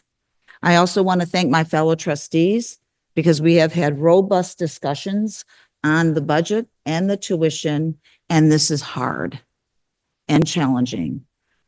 But I appreciate the collaboration of my colleagues and their commitment to this process and the university's success. So with that, let me read the resolution. Be it resolved that the Board of Trustees adopts the attached Michigan State University fiscal year 2026 operating budget, including tuition and fee rates for the 25-26 academic year as presented, and be it further resolved that the administration is directed to implement the Michigan State University fiscal year 2026 operating budget. If the rates approved herein exceed the legislative cap once they're established, the administration is further directed to adjust resident undergraduate tuition rates to comply with the cap. Is there a second? Discussion. I just wanted to thank Trustee Pierce for your leadership during all of these budget discussions. We really appreciate you. I'll second that. Yes. Thank you, Trustee Pierce. If there's no further discussion. Yeah, we were just gonna wonder who was gonna go first. Oh, okay. Yes. Very quickly. And I too want to thank Lisa Frace and her team for her hard work and Trustee Pierce's leadership and President Guskowitz's leadership. You know, none of this is easy. And I want to kind of address two core constituencies here. You know, I want to acknowledge the uncertainty and the pain that many faculty are feeling right now, who are core contributors for our university, who are dealing with things that they haven't dealt with before budgetarily. And that's acknowledged. And that's part of this.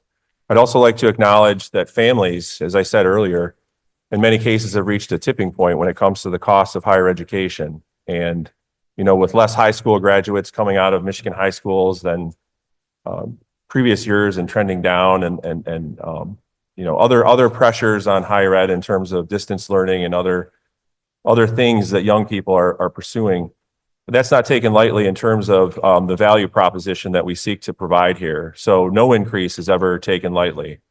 But in light of everything going on, it seems that we've struck the balance here. And we hope to have a continuous feedback loop with all of you stakeholders, because at the end of the day, we need to provide the most value for every dollar that comes into our university in terms of its research and the learning and the problem solving that goes on here. So I just wanted to kind of say that, that Trustee Pierce is correct, that this is something that we spent quite a bit of time on and ended up in this place that seems right at this time for this university. Thank you. Thank you, Trustee Balo. Any further discussion? Sure. So my stomach still hurts from the Rose presentation, quite frankly, and it's hurting now still around this tuition increase. I asked for feedback a lot from different people around this role that I have committed myself to as trustee. And I asked one person her feedback regarding my performance or, my decision making. And she said, well, your first mistake, she had a list. Your first mistake was voting no on the tuition increase when I first became a trustee. And I voted no after asking the board to consider a gradual increase during a time of COVID when people were out of work. Folks weren't able to pay their bills or their water bills. And I didn't agree that we should, as a land grant institution, ask more of folks who weren't even on campus at the time to pay. And so I took a lot of hits. She said that was my first mistake. She, again, like I said, she enumerated several. But I don't think that was a mistake. I don't think it's a mistake to be humane, to show up for the people that we have decided we're going to serve, which is the state of Michigan and our residents. And so I didn't think it was a mistake then. Last year, when President Guskowitz came, was the first time that I've ever voted for an increase in tuition. And honestly, that's a testament to my trust in his leadership and also his flexibility and agility in changing what he asked for initially and hearing concerns and responding as a responsive leader should. So this year, I want to first thank Chair Pierce for your work and Lisa Frace for your work. This is the most information we've had around a budget since I've been on this board. We're asked to vote on projections and what ifs and perchances. And we don't necessarily get all of the scenarios of what if and the perchance and maybe perhaps. This year we did. We went through detailed scenarios and budget projections. And I feel like I'm making an informed decision today. And that I am deeply appreciative of. That's part of our oversight responsibility.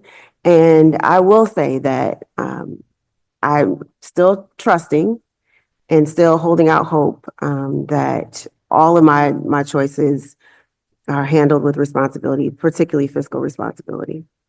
So I wanted to thank you for your leadership and thank you for your transparency. And I want to remember, we talked about the aid that's increased.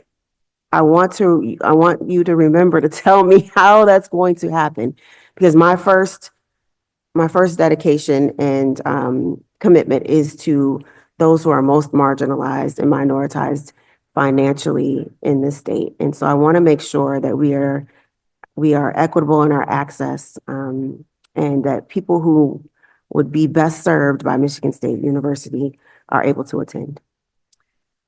Thank you for saying that. But what I wanted to clarify is that if this 4.5% increase goes through, it's about $10 to $12 million. And a third of that will be allocated to financial aid. So I should have been clear on that. So thank you for mentioning that. And that's what I was going to say. So I don't have to say anything now. Good. Yep, I'm good. I was going to just talk about the increase in financial aid, but Sandy covered it. So Thank you, Trustee Yeah. Vassar. Thank you. Trustee Scott, any other discussion? One more point. We look at metrics, right? There's about a bunch of them we can look at when it comes to this. One of the key ones was the level of debt from graduating students on average. And if I recall correctly, the number for in-state undergraduate students who took out loans of both public and private was about $26,000, meaning that the total overall average, if you include all undergraduate students that were in-state, was less than that. I don't know how meaningful that is to any of you, but you know, when we look at what it costs a family to put someone through here, you know, you hear stories about people graduating with $100,000 in debt, which I think is true in some cases for certain undergraduate degrees. But you know, I'm just saying that's one metric that I'm always going to have my eye on, so that we're not graduating students with debt burdens that are not sustainable. You know, so it's not just the increases in tuition dollars.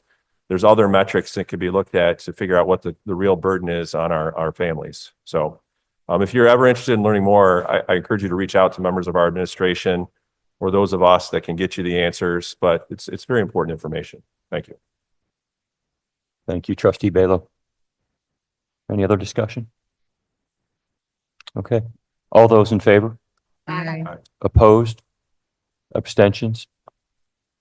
The motion passes. And I just want to take the opportunity to thank the board and those, Lisa Frace, you and your team, because this was a very thoughtful process, deliberative process, one that is difficult for many of us. But I think Trustee Pierce said it best in terms of putting us on a strong financial footing for our future. So I thank the board.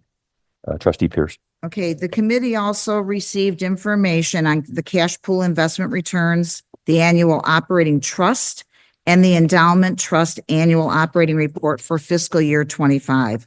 We also received construction and facilities updates, which are very detailed. So I want to thank all of administration that helped put all of that together. And that concludes my report. Great. Thank you, Trustee Pierce. With that, we will turn to Trustee Kanaki Jefferson for the report on academic affairs. Thank you and good morning. On behalf of the Trustee Committee on Academic Affairs, I move that the Board of Trustees approves the creation of BOT 414, Board of Trustees Conflict of Interest and Conflict of Commitment Identification and Disclosure. That's attachment A. And be it further resolved that this policy shall replace the following existing Board of Trustees policies: BOT 409 outside work for pay, and BOT 503 conflicts of interest, faculty, academic staff. Support. And Interim Provost Yaitzko is available if there are any questions. Any discussion or questions? Okay, all those in favor? Aye. Aye. Opposed? Abstentions? The motion passes.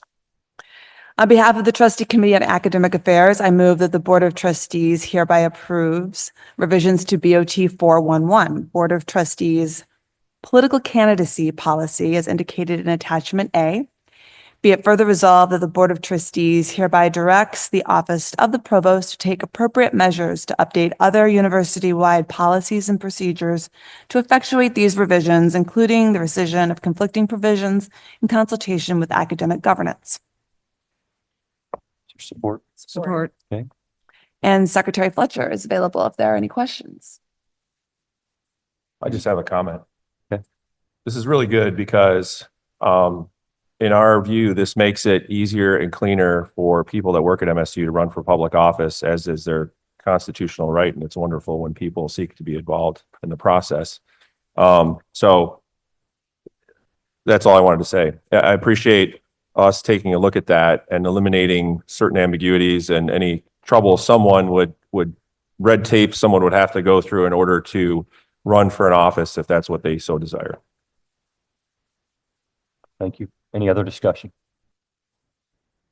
Okay, all those in favor? Aye. Aye. Opposed? Abstentions? The motion passes. On behalf of the Trustee Committee on Academic Affairs, I move that the Board of Trustees hereby approves the amendments to the bylaws for academic governance included as attachment A. Support.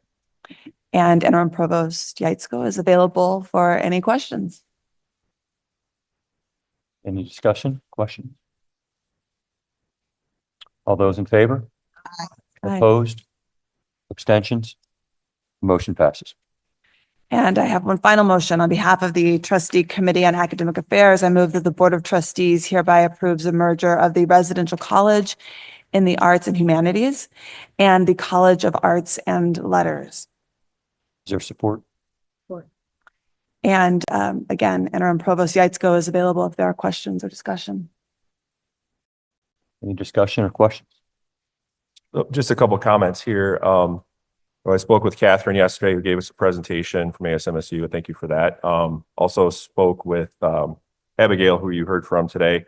And I understand like the uncertainty, I think, for some of the students, and that is understood. I just want to be clear that it's correct. The commitments that were made to the board, because it's coming to us for a reason, were that the experience will remain the same for students who were in that college. Now that the proof will be in the execution of that. But I had two reasons for my vote on this. One is, as you already heard, the budgetary environment is quite challenging, and there are some savings here in the overlap, which is not the sole reason for doing this. But what I'm going to ask is that our Committee on Academic Affairs keep this on their radar screen in the coming 1 or 2 or 3 years as this unfolds, to ensure that the concerns and of the students in the Residential College of Arts and Humanities, as they may now be in College of Arts and Letters, are understood and can be dealt with, and that they're visible, and that things are held to be the same as it's been explained to us in terms of their experience educationally and otherwise. So that's what I wanted to say. I just want to say I appreciate Trustee Balo's comments. I'll echo them, and that certainly will be a focus of our committee. And also, I appreciate your work as a liaison on our behalf to students and supporting them in this transition. And I want to thank Interim Provost Yatsko's leadership in this role too. I just want to echo both comments you made, and then just reiterate how important these residential colleges are, as someone who had the benefit of being in a residential college at MSU, and the importance of creating that smaller community within a larger community. I think these are extremely important here at MSU, and I have a commitment to the community that we will remain putting the emphasis on these, because I think they're truly important to our academic work here at MSU. Any further discussion? All those in favor? Aye.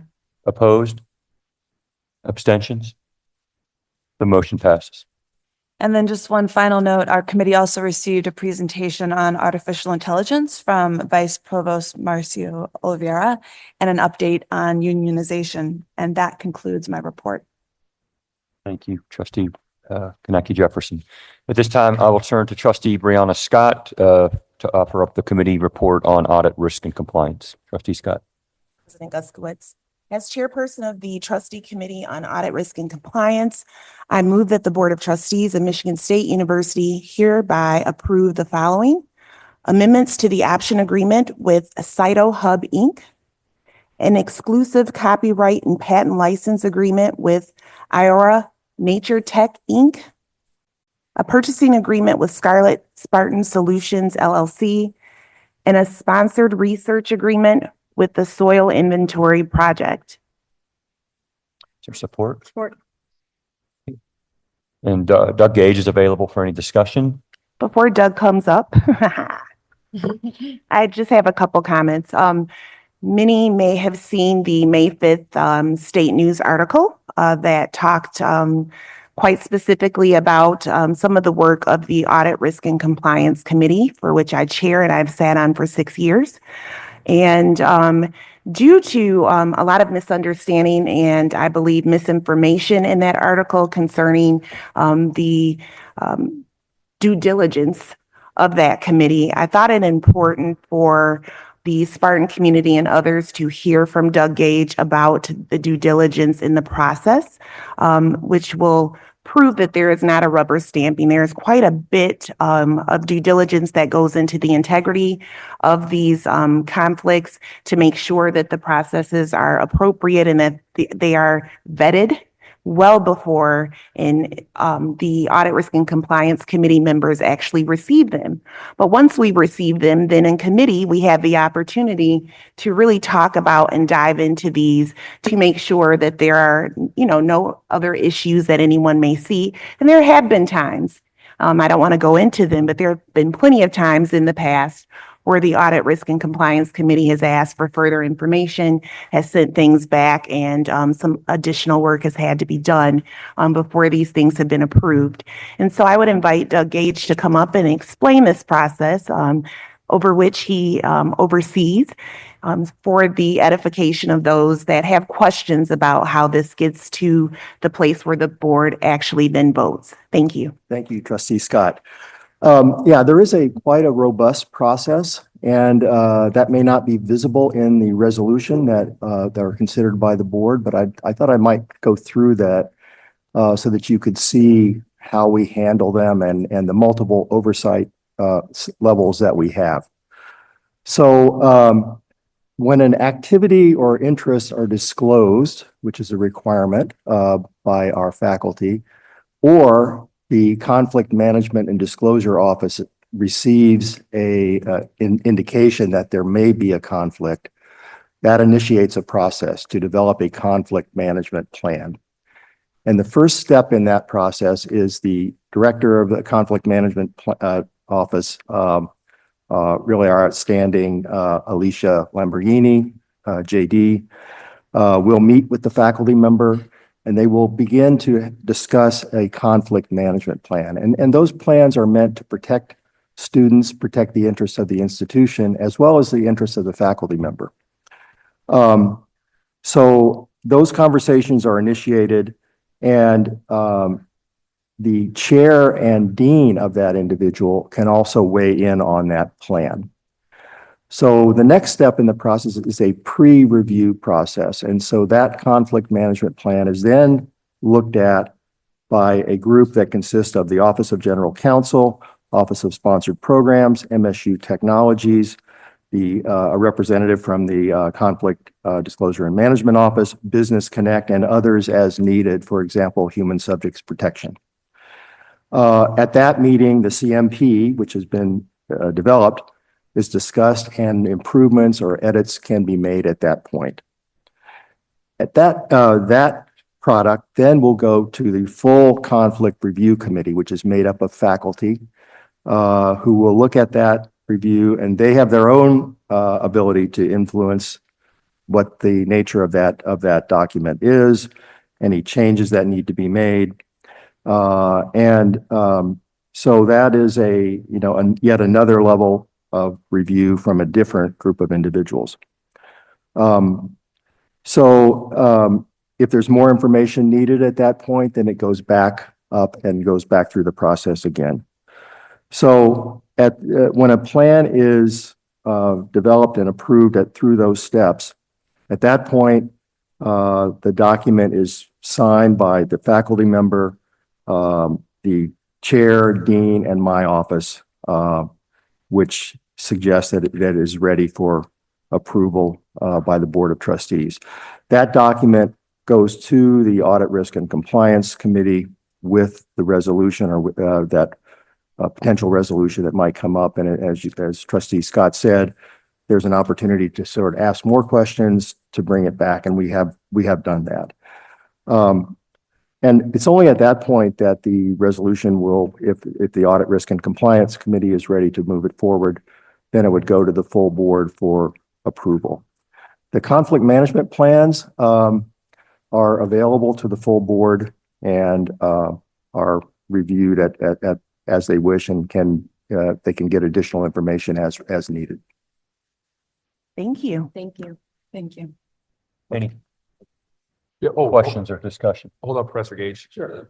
I just want to compliment you and your team for being very thorough, with the process. You and I have talked about it a couple times. And I think oftentimes, because you have such a robust process, it becomes fairly routine for us in the course of this meeting But to Trustee Scott's point, like we talk about it within the art committee and everything like that. And, one school of thought was, because it's so routine, like, do we even need to consider those here at this meeting? But I think clearly it's still a best practice for us because it allows us to, I don't know, have the final say or the final question or what have you, which I think you agree with is a pretty good policy. Yeah.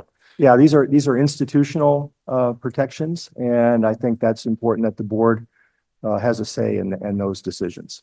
Right. So I thank you for your work and your diligence on this. Thank you very much. Any other discussion? Yes, I think there was a motion. I'll say support. Support. Thank you. Okay, thank you. Any further discussion? Okay. All those in favor? Opposed? Abstentions? The motion passes. This concludes my report. Thank you, Trustee Scott. We'll now turn to Trustee and Chair Kelly Tebay for the committee report on student life and culture. Thank you. The Student Life and Culture Committee received presentations on the annual diversity report, the student conduct framework at MSU, and the implementation of the campus anti-hazing bill. We also decided to schedule further time to analyze the diversity report. So that will be scheduled at a further date so that everyone had ample opportunity to ask questions and go through the data. So that will be happening in the future. That concludes my report. Thank you, Chair Tebay.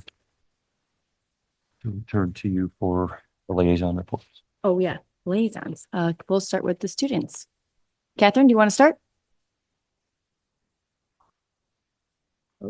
Oh, here, go to the podium so they can hear you, Catherine. Yeah, thank you. Sorry.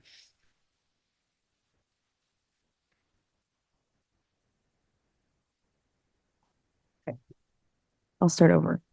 Good morning, everyone. Thank you for having me here today in Traverse City. My name is Catherine Harding. I'm an incoming senior studying political science with minors in international development, business, and creative writing. And I'm the newly elected ASMSU and student body president. Sorry. I began my term about a month ago, and I'm very excited to serve the undergraduate student body. ASMSU has elected and hired the rest of our executive leadership team, which is as follows. Our Vice President for Finance and Operations is Anna Burke, a Human Resources and Political Science junior. Our Vice President for Academic Affairs is Tony Pham, a Biomedical Sciences sophomore. Our Vice President for Governmental Affairs is Deontay Sparks, a Political Science sophomore. Our Vice President for Internal Administration is Maddie Haynes, a Political Science pre-law junior. Our Vice President for Student Allocations is Tanvi Rayapetti, a Supply Chain Management junior. Our Chief of Staff is Isabel Buckles, an International Relations junior, and our Chief Diversity, Equity, and Inclusion Officer is Rihanna Mirza, a Human Biology junior. Lots of vice presidents, I know. ASMSU has a great group of new and dedicated student leaders, and I really look forward to updating you all on the important work we will do throughout our terms this year. ASMSU is currently out of session for the summer, so right now our work is primarily focused on preparing for everything to start back up in the fall and also revisiting past initiatives. We are in the process of hiring various staff members, having initial meetings with administrators and constituents, and planning for the 62nd session of our General Assembly to start back up in August. ASMSU is disappointed that the merging of the Residential College of the Arts and Humanities under the College of Arts and Letters is moving forward. Throughout this past year, ASMSU has expressed time and time again the lack of student voices in the process, with the passage of 3 bills and releasing of 2 statements in opposition to the merger. These bills address the need for transparency, the urging of the Board of Trustees to vote no on the resolution, and a position of no confidence in the interim provost. So it is frustrating to see that these calls for a consultative process were not properly addressed, and we are seeing an unfavorable outcome today. Let me be clear, this is not something that the undergraduate students wanted. The effects of this merger will likely be felt slowly over time, but one of the most immediate will be that, unfortunately, representation of the arts and humanities in shared governing spaces across campus will be reduced, effectively weakening the arts and humanities rather than strengthening them. I recognize that this is the new reality of arts and humanities education at Michigan State, so going forward, it is critical that student stakeholders are consulted and collaborated with in the upcoming integration process. The process of integrating ARCA into Cal should be done by genuinely listening to student and faculty feedback, ideas, and concerns, rather than rushing and asking the wrong questions. We expect better than what we saw this past year. In fact, it is necessary. We expect that the college integration will be done in such a way that is inclusive and considerate of all perspectives with full transparency. ASMSU is committed to keeping the arts and humanities alive and thriving here at Michigan State, and we are ready to get to work to hold you all accountable to the reassurances made regarding the preservation of ARCA community values, resources, and programming. I would also like to note ASMSU's support for the recent steering committee resolution regarding budgetary cuts. Typically, 2 ASMSU officers will have voting privileges, but since steering committee was acting on behalf of the faculty senate, we did not. As our faculty senators speak about the resolution, it is important that we express that if given the opportunity to vote, we would have voted in favor of it. The last thing we want to see is potential cuts to student success initiatives and programming, so we stand with the faculty senate in hoping for an outcome that is led by example. ASMSU is very excited about the planning of the new First Generation Student Center. We passed Bill 6139 back in November to advocate for this. First generation students make up about 21% of our undergraduate student population, so this is going to be a really, really amazing resource. I want to shout out the ASMSU General Assembly representatives who are a part of the first generation student community and have been incredible advocates for their peers, along with the Tri Alpha First Generation Student Honor Society. ASMSU commends the board and President Guskowitz for their commitments to support first gen students and provide them with this programming support and space. ASMSU looks forward to working with you all to ensure that the center is fully supportive of and cater to first gen student success and needs. And then lastly, I want to take a moment to celebrate and recognize the MSU Union Centennial Celebration. The Union has been a place to gather, study, and share community for students for 100 years, which is pretty amazing. And ASMSU is proud to be a heritage sponsor for the year-long celebration of this historic building. I really appreciate the time to speak. Thank you. Nick?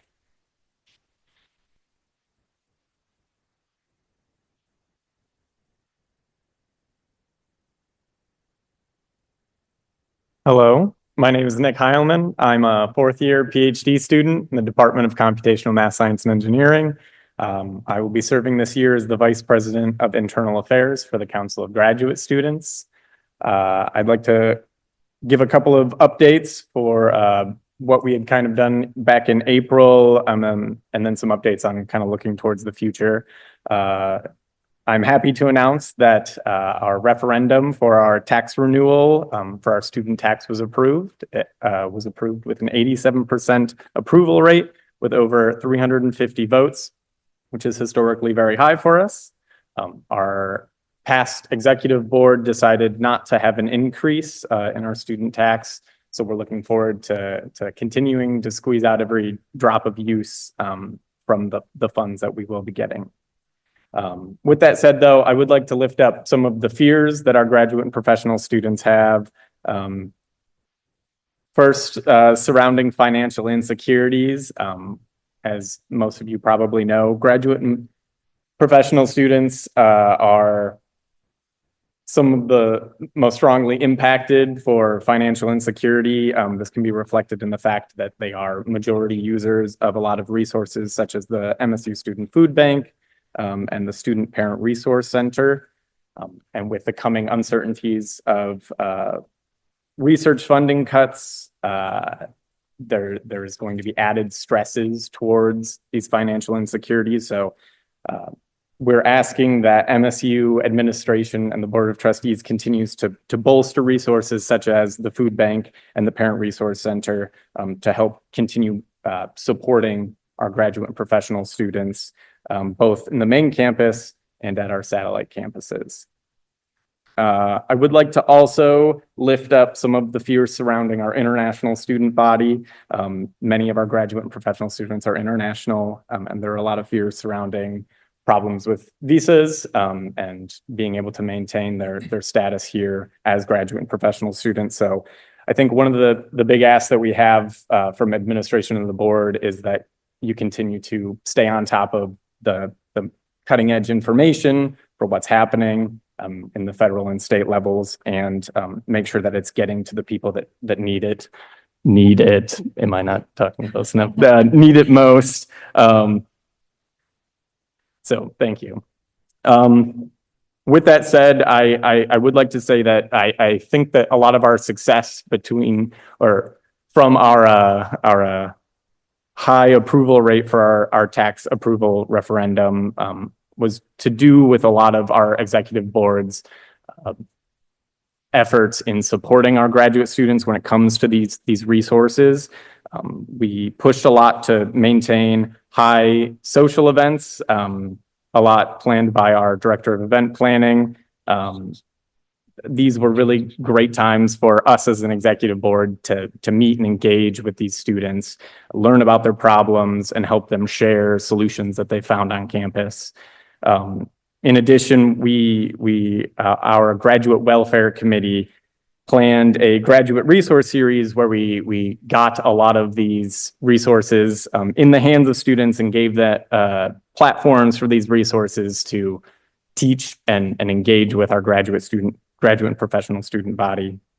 And I think that that's really important for our administration and board to be thinking about, is creating high approval and buy-in for moving forward, is having touch points like that where you can really engage with the people, both the students, undergrad, graduate, professional, and our faculty, to make sure that you exist as more than just an entity and are actual people. So with that said, I'd like to bring up our fall welcome, which is an event that COGS holds every year annually.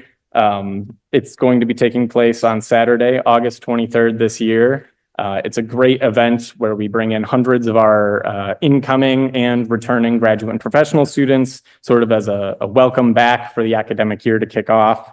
It takes place in the Benefactors Plaza near Chittenden Hall. It's a big cookout where we have games and giveaways, and we bring a lot of the resources that I've mentioned to come and engage and learn about our graduate students, and for our graduate professionals to learn about them.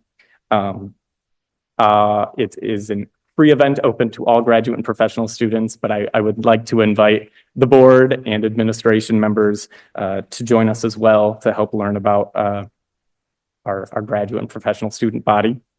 COGS is looking forward to a great year of scholarship, research, and community building, and thank you for your time. Thanks, Nick.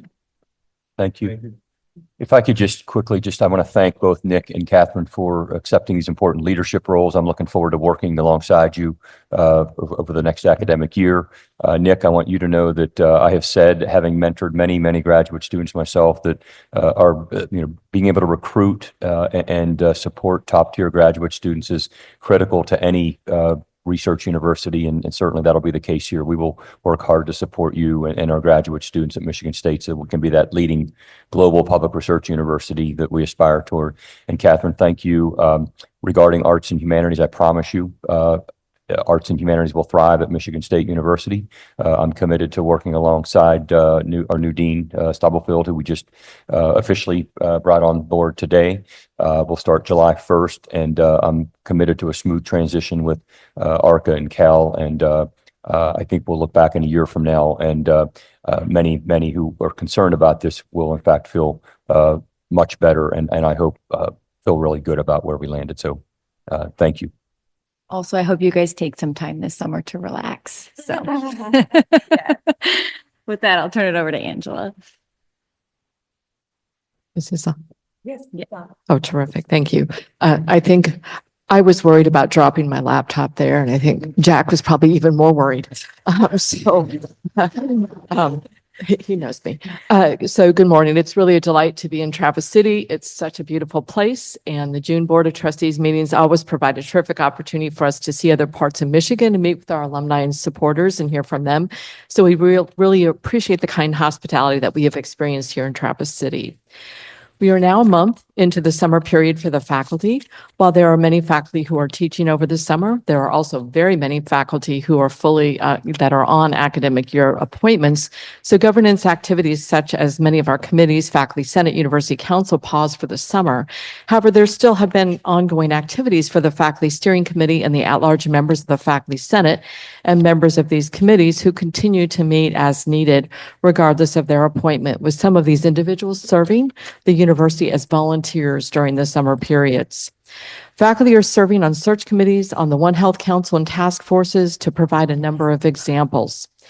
The at-large members of the Faculty Senate held a retreat in May to begin to plan for the next academic year. And on May 27th, the steering committee passed a resolution about the budget reductions, raising a number of concerns that we have since discussed with the president and board of trustees yesterday. The detailed information about this is provided at the MSU Steering Committee website.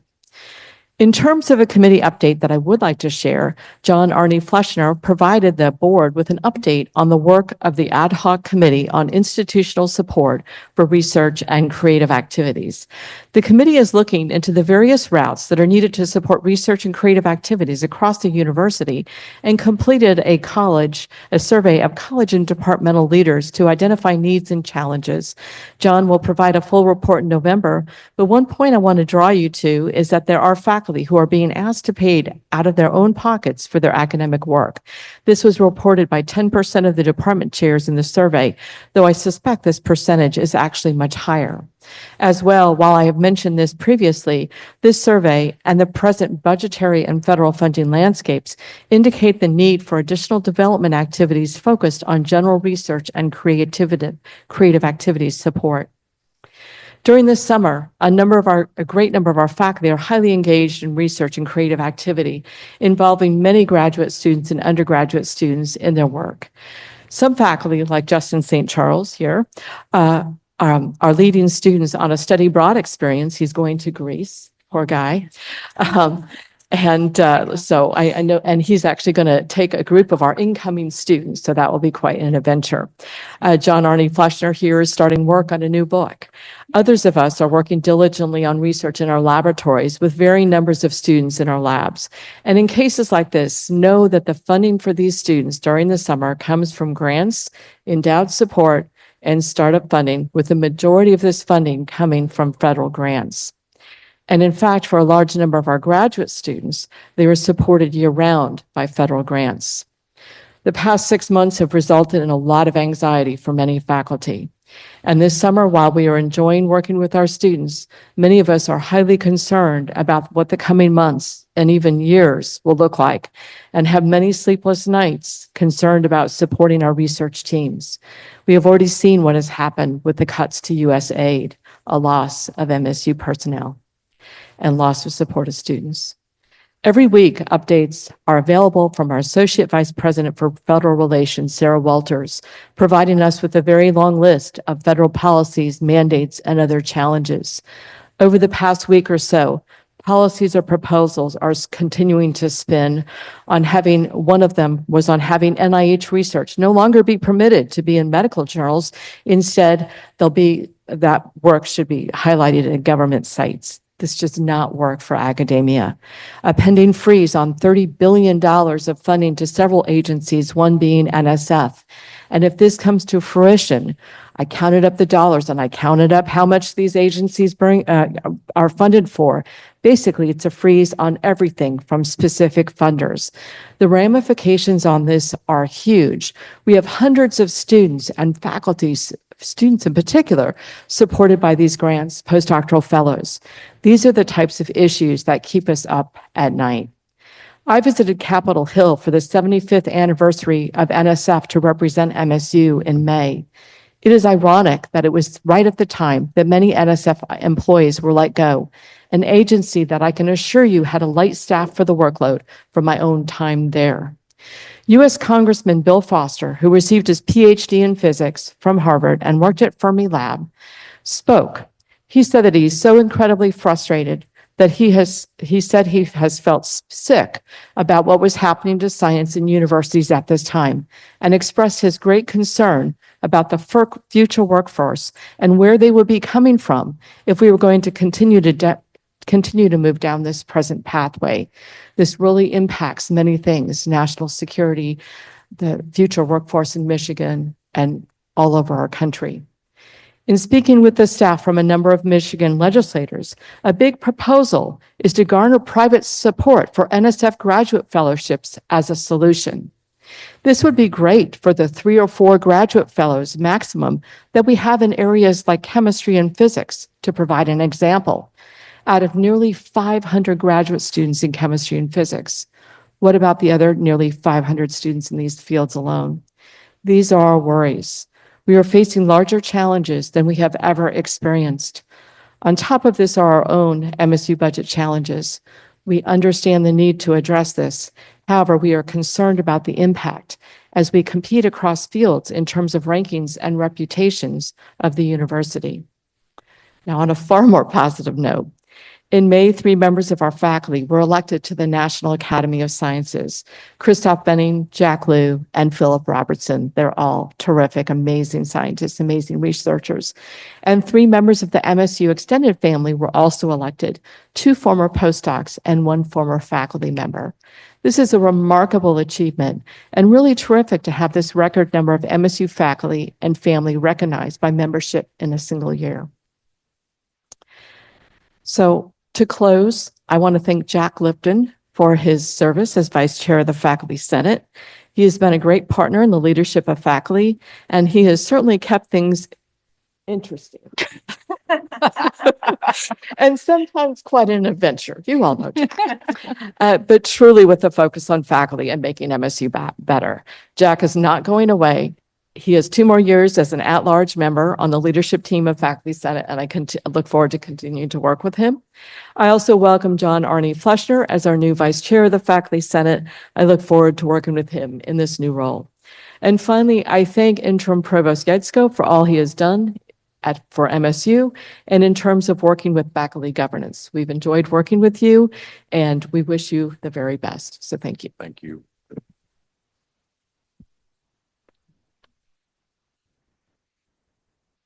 So I think we now will turn to Board Secretary Fletcher for. Not quite, Not quite yet. President Guskowitz. I believe we are at the Chairperson T-Bay's report and then trustee comments. Oh, sorry. That's okay. It's like, I don't know what's happening. It's me. It's me. Thank you. First, I'd like to begin by saying how grateful we are for the warm welcome we've received here in Traverse City. It's been an eventful few days. I'm exhausted, but we've had a lot of great visits, underscoring our community partners and empowering our community partnerships that are empowering our students and serving our state. So a big thank you to everyone that hosted and visited with us. I also would like to thank our Department of Police and Public Safety, our University Communications and Marketing and IT support staff. Thank you for your invaluable assistance at this retreat. And we appreciate you guys all taking the time to help with everything, even the things that are not necessarily your job. So we appreciate you all going above and beyond to support us over the last few days. I also want to thank the team that helped plan the retreat. Jackie's over there. She's always hiding. She's off camera. But Jackie, thank you so much for everything that you've done for us and continue to do. And Stefan as well. Thank you both so much for putting all the time and energy into making this a success. We look forward to continuing to work alongside the community here to uplift this beautiful region. One way we will do that is by continuing to be, as the president likes to say, a talent activator for the state. Last month, I had the privilege of celebrating alongside more than 10,000 eager graduates and their families. Many of these bright minds will be joining the thousands of degreed Spartans alums who call this region home. I'd also like to extend a big thank you to the MSU Research Foundation for designating $75 million over the next 8 years to support the university's comprehensive campaign. Yeah, thank you. This will undoubtedly propel the university's vision for a far better world. I also want to echo the president's thank you to Provost Yetsko for all of your work over the last few years. It's been a pleasure to get to know you and work with you. And I know you're not going anywhere, so I look forward to continuing to see you around MSU. Lastly, I'd like to recognize our amazing MSU Museum Director, Devin Ackman. He's an innovator and a strategic leader who was recently elected chair of the board of the American Alliance of Museums, which is someone that works at a museum. That's a big deal. So congratulations to Devin. That concludes my report. Thank you very much, Chair Tebay. Vice Chair Scott. Thank you. Good morning, everyone. So glad to see that the sun's trying to peek through. I'm going to talk about Spartan spirit. And as a proud Spartan, I care deeply about our service and our outreach mission. So it is with true pleasure that I get to talk about our experience here in Traverse City today in the picturesque Traverse City and the Mission Point that we were in yesterday. I took a boat ride for the first time in about 6 years and didn't get sick yesterday. And so it has been an incredible experience. In Grand Traverse County alone, our economic impact is close to 57 million, with another 3.3 million spent on local businesses. It is also true that here we have so many people that are connected with the Spartan community. And they had a prepared comment for me talking about the Northwest Michigan Horticulture Research Center that allegedly we were supposed to have visited, but we did not. But we did get to visit Black Star Farm. So I did want to talk a little bit about the opportunity that we had yesterday to actually go there to meet with one of the directors there and to see their beautiful vineyard. Get to taste their wines. Several of us purchased quite a few on our way out, and to really hear about the trailblazers that Black Star Farms in particular were, and some of the great work that is being done by our agro research that is being done here in this area.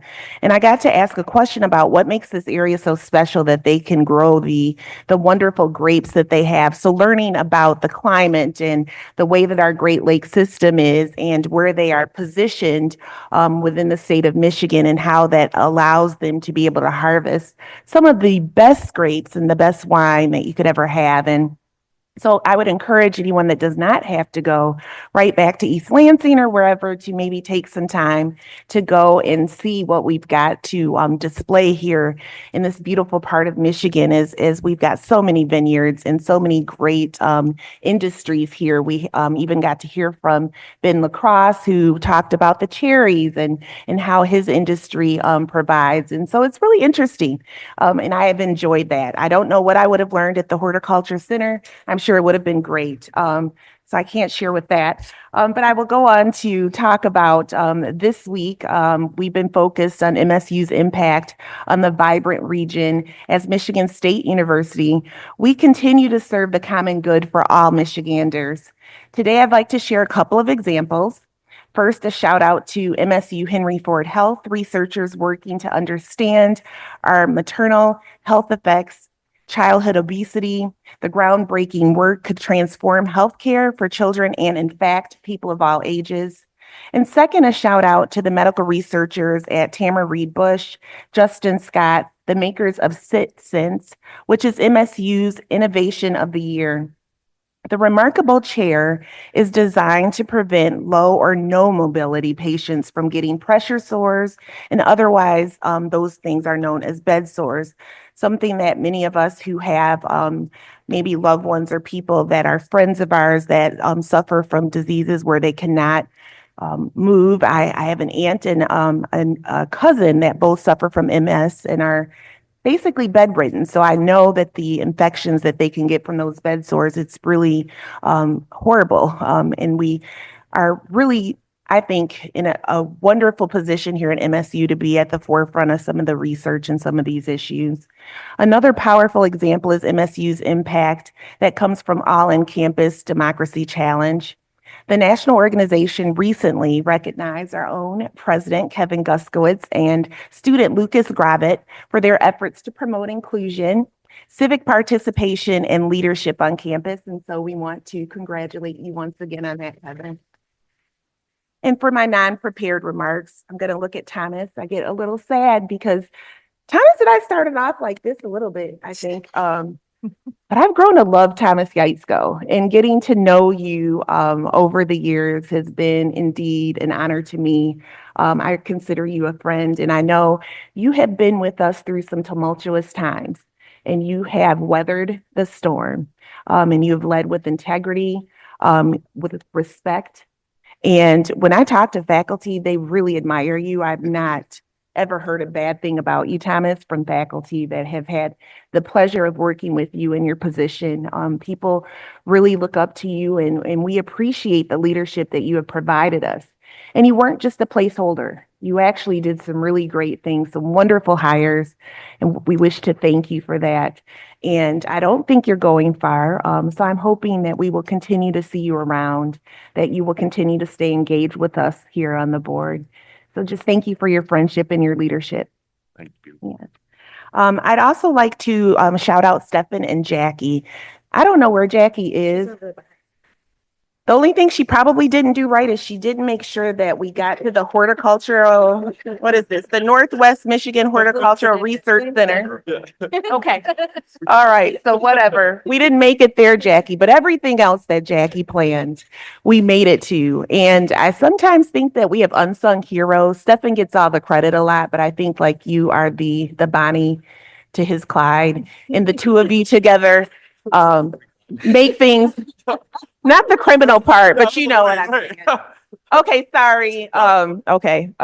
Maybe that wasn't a good example. But I just appreciate, Jackie, everything that you've done to make this retreat work. You and Stefan together offered a lot of opportunities for us to learn and also engage with alum and donors. I got to meet some incredible donors last night. I wish I could tell you guys some of the stories I heard, but it was just a remarkable experience bringing us here to Traverse City. So I wish to thank you both for all of the time, I'm sure, and the stress that getting something together like this has caused. So thank you and congratulations. It was well done. I would also like to congratulate our newest deans, Deans Dom and Stubblefield. I don't know if I've met Dean Stubblefield yet. Was he at Cow's house? Yeah, I don't think so. And he had the stubble. So I look forward to meeting him soon, but congratulations to both of them. I wanted to thank Dr. Rose. I need to just start speaking when the research speakers come because they always leave. And then I always save my comments to my public comments, but I really enjoyed the work and the information that she provided to us today. So if you could just extend by, and I'll reach out to her on my own. And then I wanted to just wish everyone a wonderful and restful summer. We're at the end of the school year. I know most of us are looking forward to getting some rest and relaxation. And just thanking you all for your service. It's been a wonderful 3 days with you all. So thank you. That concludes my comments. Thank you very much, Vice Chair Scott. Next, we'll move into next phase of trustee comments, starting with Trustee Kaneki Jefferson. Thank you. My comments will be brief. I'm just going to touch on a couple of MSU milestones and then also express some gratitude. So first, milestones. As a former law faculty member, it's with considerable pride that I want to note that MSU Law remains #1 in the nation for its moot court team. That's the second time in 2 years. And I also want to commend MSU Law's partnership with the Immigration Law Clinic and the psych students. We're graduate students in psychology partnered to provide free evaluations for asylum seekers, removing barriers for some of our most vulnerable neighbors. Another point of pride, so as a trustee, I also serve on our foundation board. Our trustees rotate off and on that board. And so another point of pride I'd like to mention relates to the MSU Foundation Board. We launched our first statewide jobs board focused on connecting talent to startups in our venture portfolios. And so that's an initiative of the MSU Research Foundation. And it's just one of the many, many ways that MSU is fueling the innovation economy throughout the state of Michigan.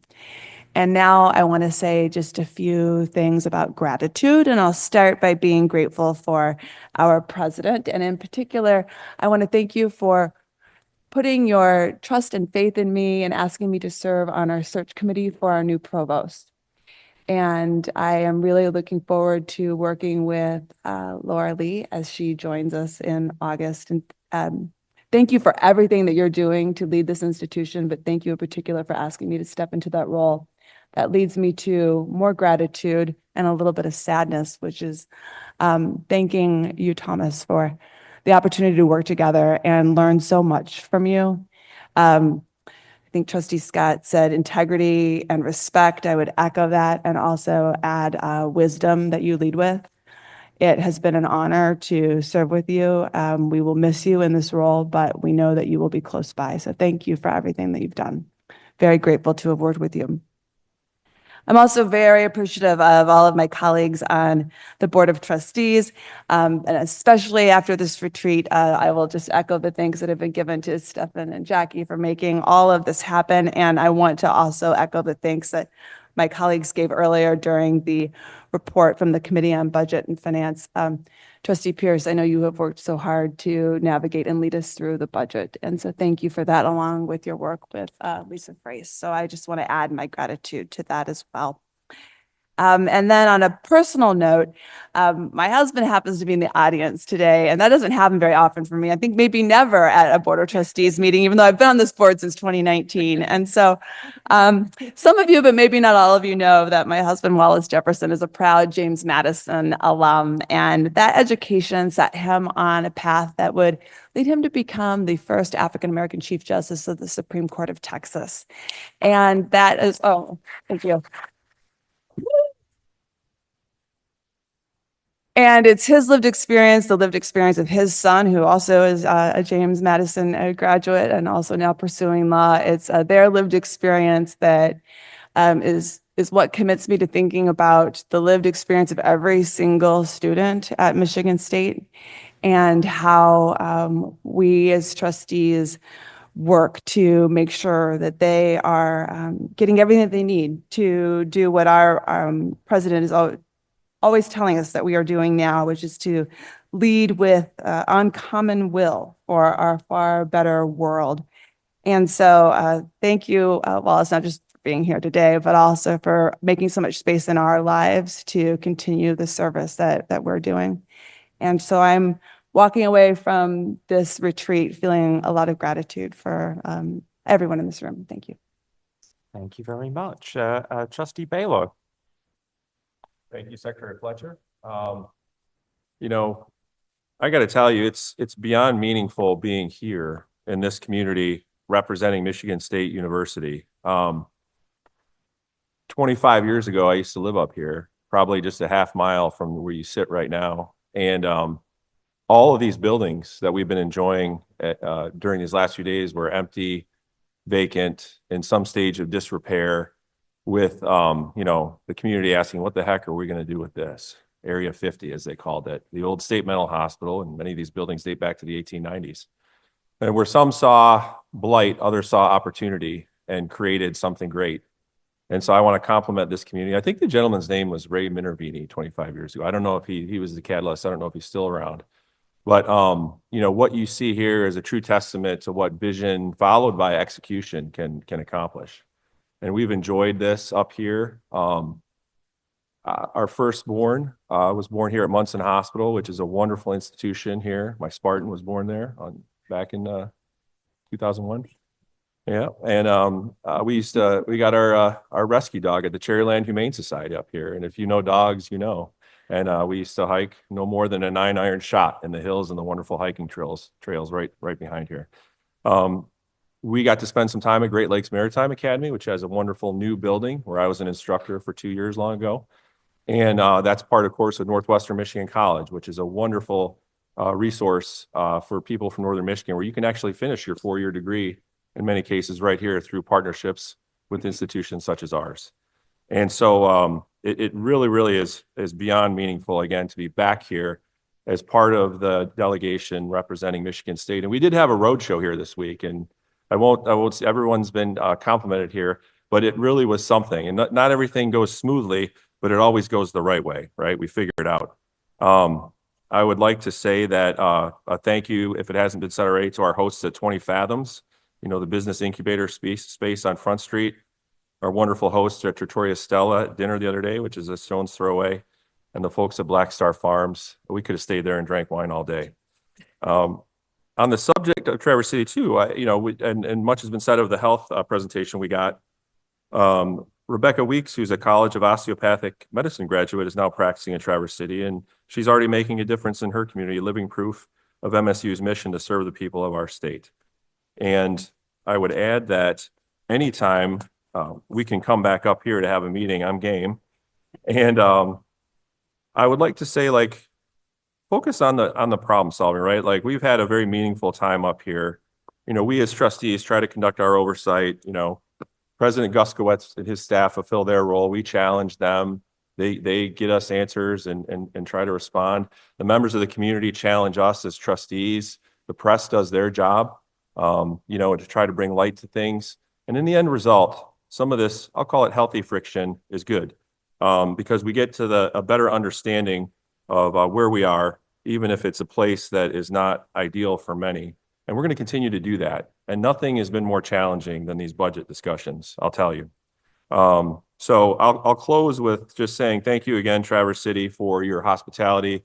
Thank you for being a home to us and our family when we were starting our family. And, you know, we look forward to a great summer, and I look forward to engagement with the student representatives as we go forward. It's an honor to be our board student liaison.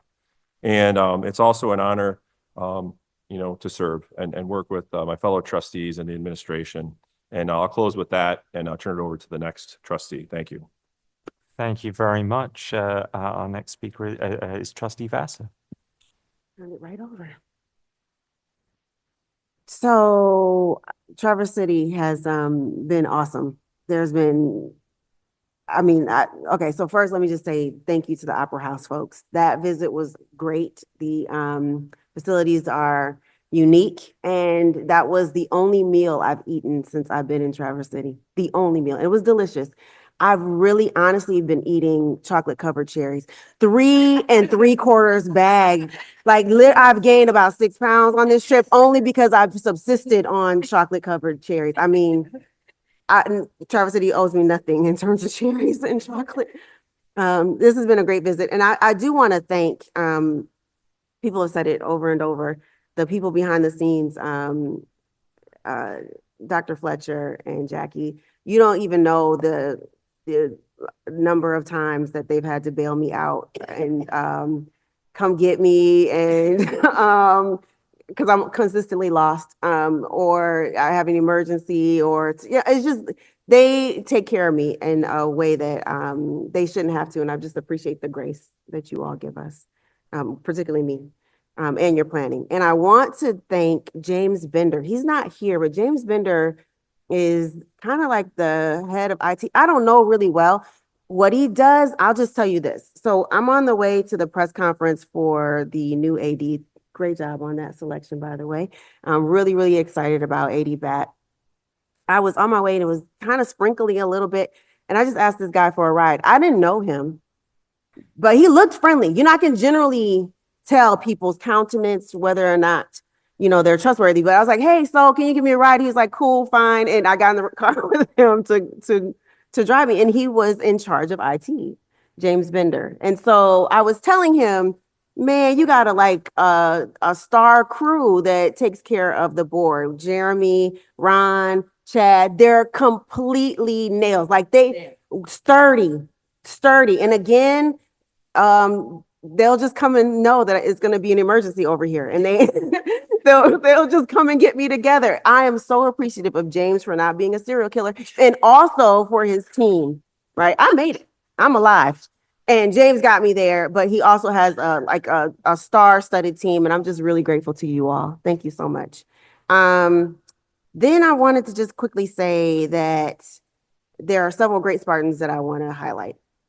The first, and I'll try not to tear up a little bit, but Dr. Lee June is retiring after an extraordinary 25 years of service, scholarship, and unwavering dedication to justice at Michigan State University.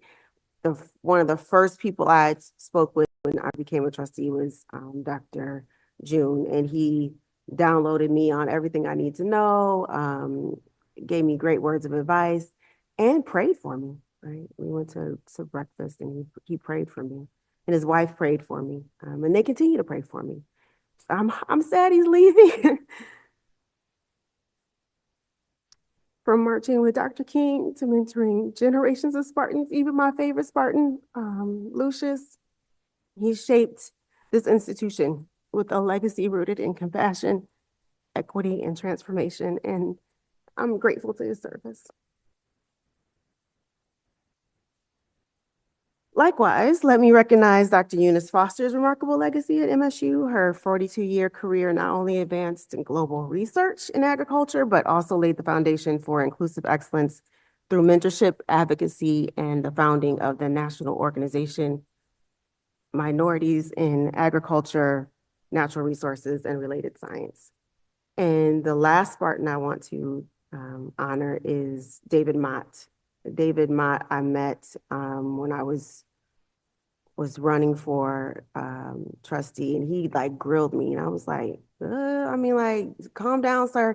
But he's a super Spartan, one of those people who you can call in the middle of the night and say, we need a donation for this. We need towels, paper towels, or anything that you need from this fellow, he would give it. And he passed away yesterday. Young man. And my heart goes out to MSUBA and the entire Spartan nation, but also to his family and friends. I also want to celebrate the impact of Dr. Standifer Barrett, an alumna and MSU clinical professor working with Henry Ford Health in Detroit.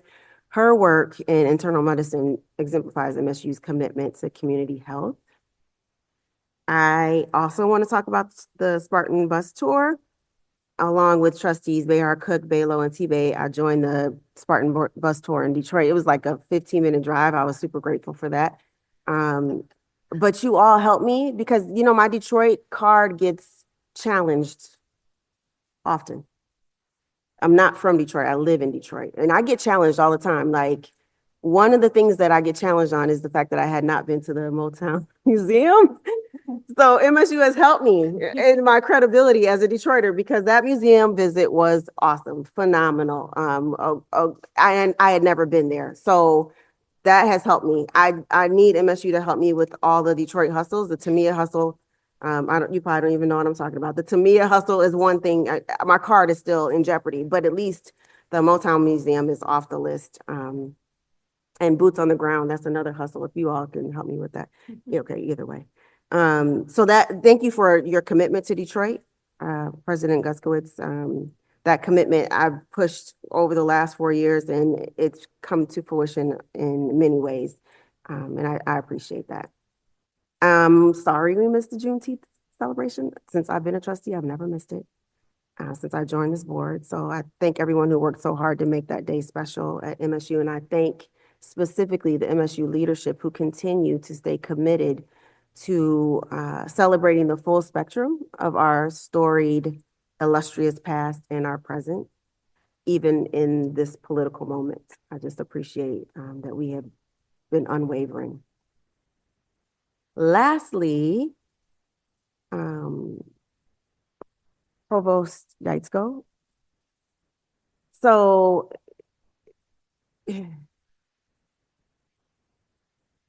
Provost Yaitzko and I have had an interesting history. One thing that I do want to say that I would agree with other folks who characterize him as integral. I respect Provost Yaitzko because he's integral. I like when people say what they do and do what they say. I appreciate that. Even if what you say and do, I don't agree with, that you are reliable and that I can count on you to be who you are and deal fairly with that, whatever that brings. I respect. And I thank you for sitting with me. You know, I like the water. I listen to the water. I would never get in the water. Let's be clear. But sitting there, listening to the water and talking with you over a cigar was probably the highlight of this trip after the cherries, because the cherries were a bomb. But thinking with you about what is next for, and don't talk to me about the cigar, just don't look at me, just look away. Talking to you about your commitment to this university and your next moves in the university. I just want to thank you for your service.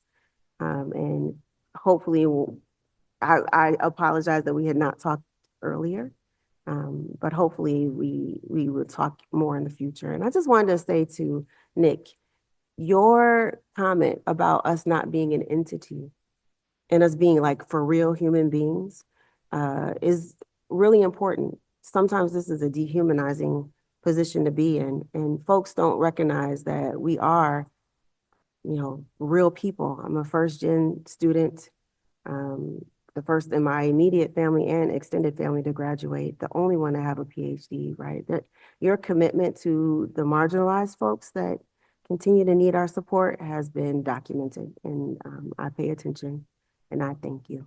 And lastly, your green suit, yes, ma'am. Yes, ma'am. I end the same way that I always do. The same admonishment, the same plea, the same invitation for you to rest. Take this summer. It's been a roller coaster this year. Rest, restore, rejuvenate, come back, relaxed and ready. Go green. Thank you very much. Trustee Deno. Yeah, thanks. I'd like to also thank the Traverse City community, thank Grand Traverse County and the surrounding communities for opening their doors to us, and really eye-opening, beautiful community. I haven't been here in forever, so I really appreciate that. I appreciate all the hard work Jackie Vandenbosch put in. And do I have to call you Dr. Fletcher? Can I just call you Stefan for everything?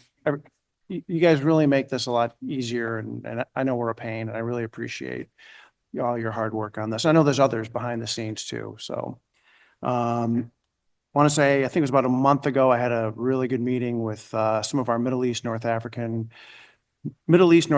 faculty members, Dr. Linda Saeed, Dr. Mohammed Khalil, Dr. Salim Al-Habash, learning about all the amazing work they're doing and trying to support them. So that was really great. I just really fortunate to have them here. And also want to give a shout out to our 3 faculty members who got recognized or appointed by the National Academy of Science. Again, I want to thank you, Kevin, President Guskowitz. Since our last board meeting, we've faced some challenges, some disruptions, some slings and arrows. And, you've really been a steady, calm hand. We really could have freaked out, for lack of a better phrase. I just really appreciate you being deliberative and thinking through the stuff and not overreacting, which is what we totally could have done. And thank you for that.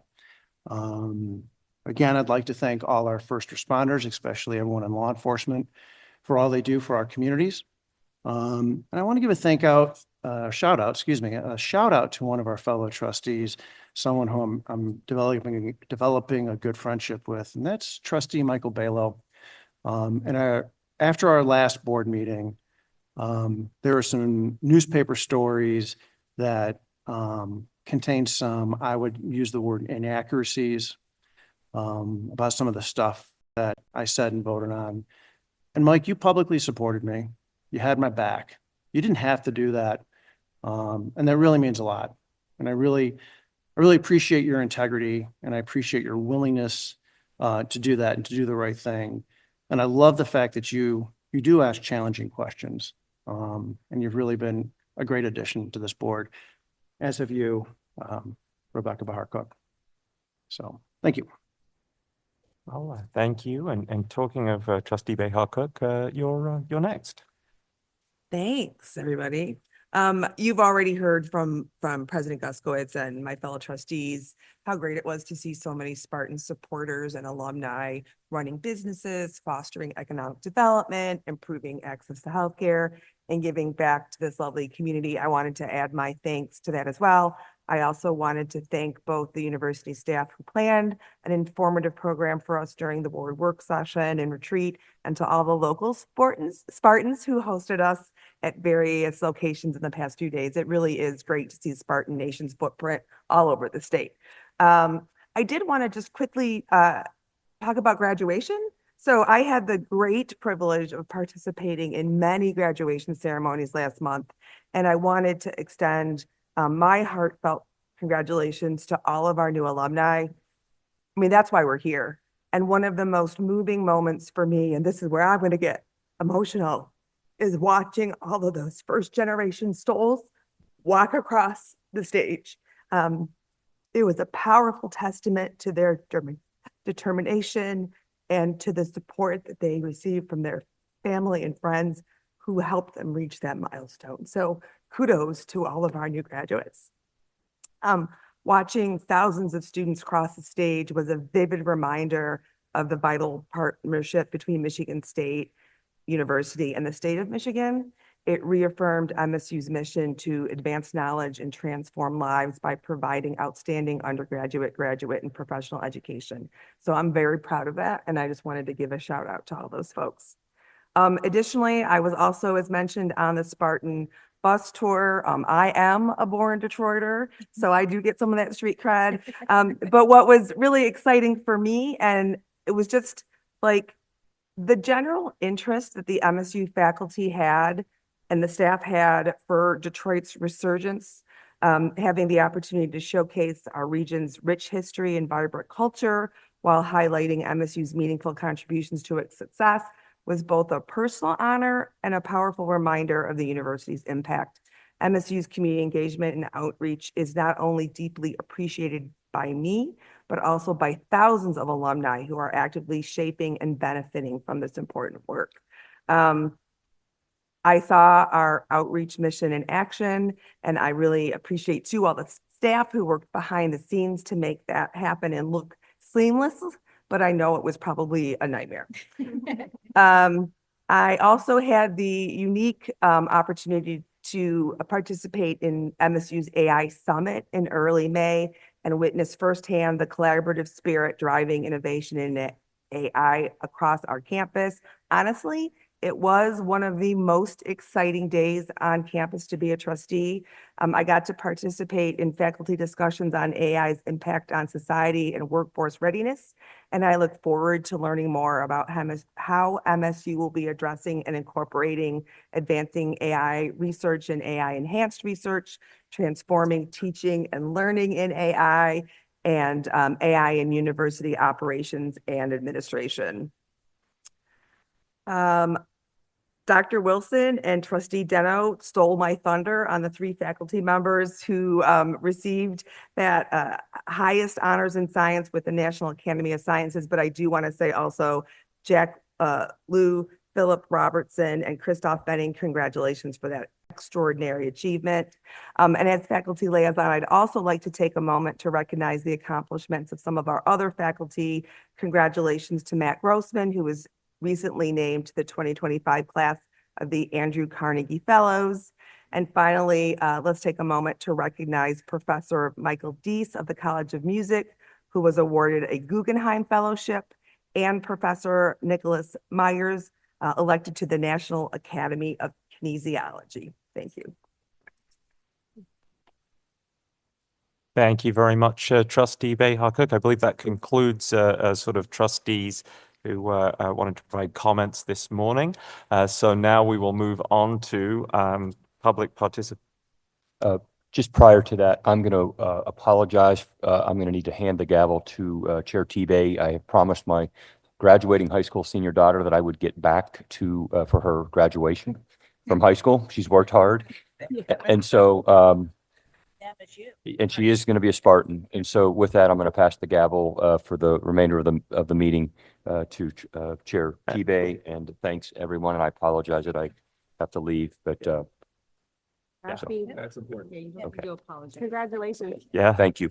Thank you very much, President Guskowitz. And Chair Tebay, just commensurate with the board's sort of existing practice, if you could just pass the gavel along to Interim Provost Yaitzko, that would be fantastic, just to administer the rest of the meeting as the responsible administrator. Okay, so that being said, we will now proceed to the public participation on other items portion of the meeting.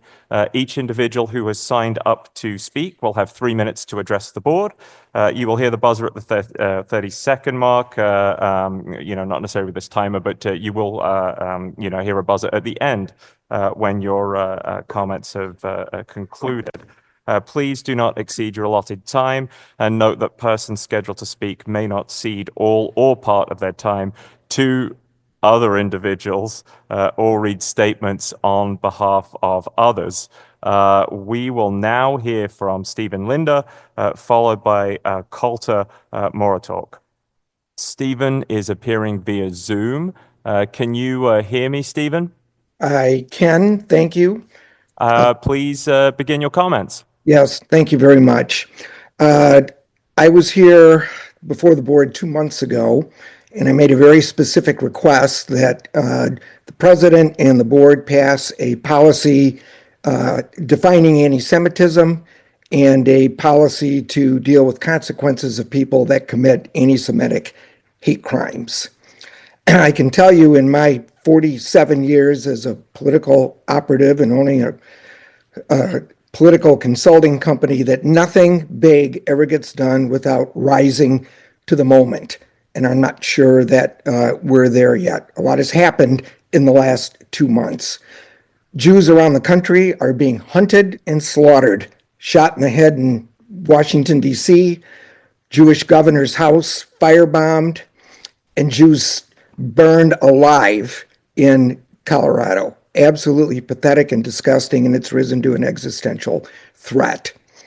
The Congress of the United States just voted 400-0 to pass a policy condemning anti-Semitism and condemning the Boulder, Colorado attack. And this is all as a precursor to the Anti-Semitism Awareness Act. The university received a letter from Congressman Barrett making a very specific request to pass an anti-Semitism policy, and to say that the response was underwhelming and lacking any action is really an understatement. So, thinking that things needed to be ramped up, I appealed to my allies who set me up with a meeting in the White House. And I met with, through the Deputy Chief of Staff's office, the political director, and talked about the policy. And basically, I came away with universities are either going to set an example or they're going to be made an example of. They're very aware of the organizing, at least among student faculty groups, to organize the Big Ten to challenge the Trump administration. And they asked me how things were going at Michigan State, and I told them we're working through the process. I think that my university is going to step up. They asked me to stay in touch with them to track the progress, and reminded everybody that while there's no quid pro quo, a lot of universities are facing funding losses, and it would be a good time to put themselves on the right side of the ledger.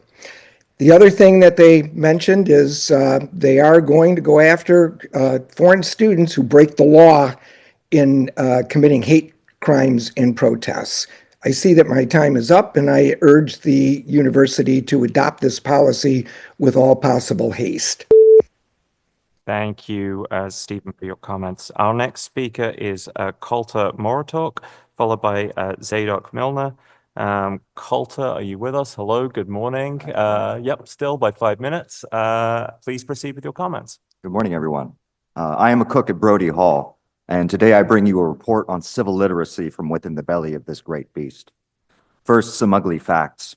My unit manager told me that I do not need to think or worry about how I can support my coworkers if habeas corpus is suspended because my unit manager's gender and race made her personally unafraid of our federal government.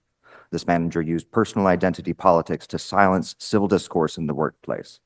Over the next week, I was first ambushed by HR and told not to discuss politics or civics in the workplace, and also that I might not belong here. Second, managers were warned not to talk about civil matters in the workplace. And third, one of my unit manager's assistants physically assaulted me in the workplace by slapping things out of my hand, pushing me aggressively in the shoulder, and walking away smiling.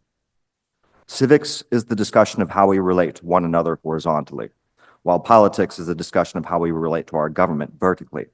This workplace, being a piece of government, is not a venue to talk politics, but the corporate person seems to have confused politics with civics, and now MSU is using this conflation as an opportunity to suppress the free speech of its staff. The question I bring today is what follows the death of civics in our public sector. Life on Earth has forever found itself incorporated into more and more complex systems, from proteins to cellular to multicellular life, from scattered tribes to dense cities. It is our destiny to become something greater than ourselves. But unlike our cells or proteins, we have language with which to commonly communicate and control the steersman of our public institutions. Our charter itself compels us to become something greater. But lately, it seems that the blocks being chosen by the university for its constructions are of the authoritarian variety. As our civil liberties erode, the state of Michigan is slowly losing its kinesthetic sense over its most vital constitutional organs, and we, the people, are losing control of our own body. What could follow the death of our public civics other than the death of our civilization as we once knew it? Cannibalized by private equity, incorporated into a machine by autocrats too overworked to read our Constitution or corporate charter. If we are to use our position to empower the future of Michigan, we have to enable civil discourse by bringing civics back as a core piece of our identity. I have solutions to propose for how we can use technology to nurture a diverse garden of civil liberties and virtual space, and not the quads behind Wells Hall. In essence, we can use an emerging radio technologies to bring ownership over a decentralized means of mass communication to the students, staff, and faculty alike. While I am running out of time here, the next time you visit Brody, I invite all of you to demonstrate with me what a civilized and productive discourse can really look like, and how a little sunshine can really benefit for the whole community. Thank you. Thank you. Our next speaker is Zadok Milner, followed by Andaluna Bochia. Zadok?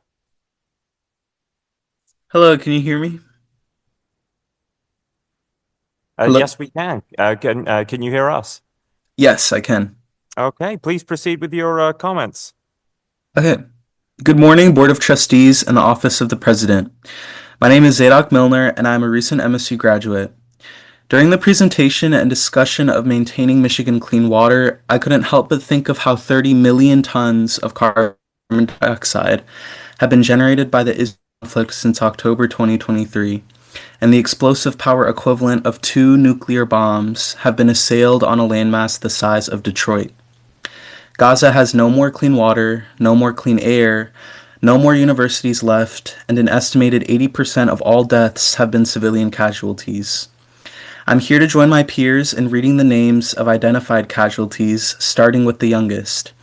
In doing this, I urge you not to give in to the false narrative that education must remain neutral in the face of genocide. Michigan State University is not an unthinking, unfeeling entity. You all are the human beings at the head of it, and you all have the power to decide how the university responds to this particular moment in history, or if it will choose not to. But know that what is happening in Palestine right now is a direct threat to MSU's global mission. Make a vocal effort to support Palestinian and MENA community students. Do not accept another cent of Israel's money through the purchase bond. Allocate a portion of endowment funds to invest in humanitarian aid. Drop the charges against student activists, none of whom engaged in destructive or violent acts prior to their arrests.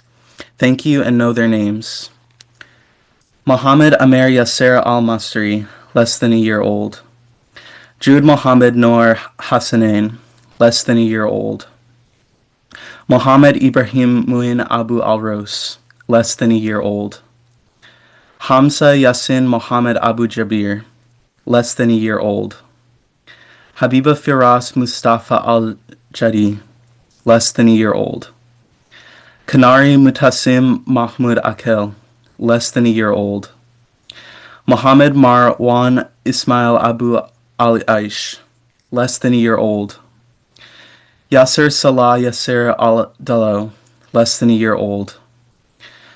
Karmal Allah Walid Hamdan, less than a year old.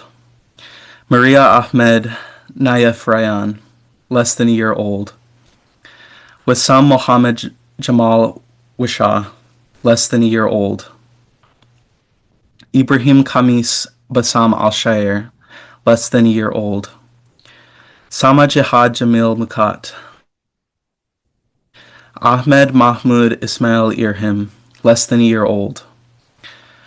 Rakan Basel Mahmoud Abu Al-Khair, less than a year old. Hamza Yassin Mohammed Abu Jabir, less than a year old.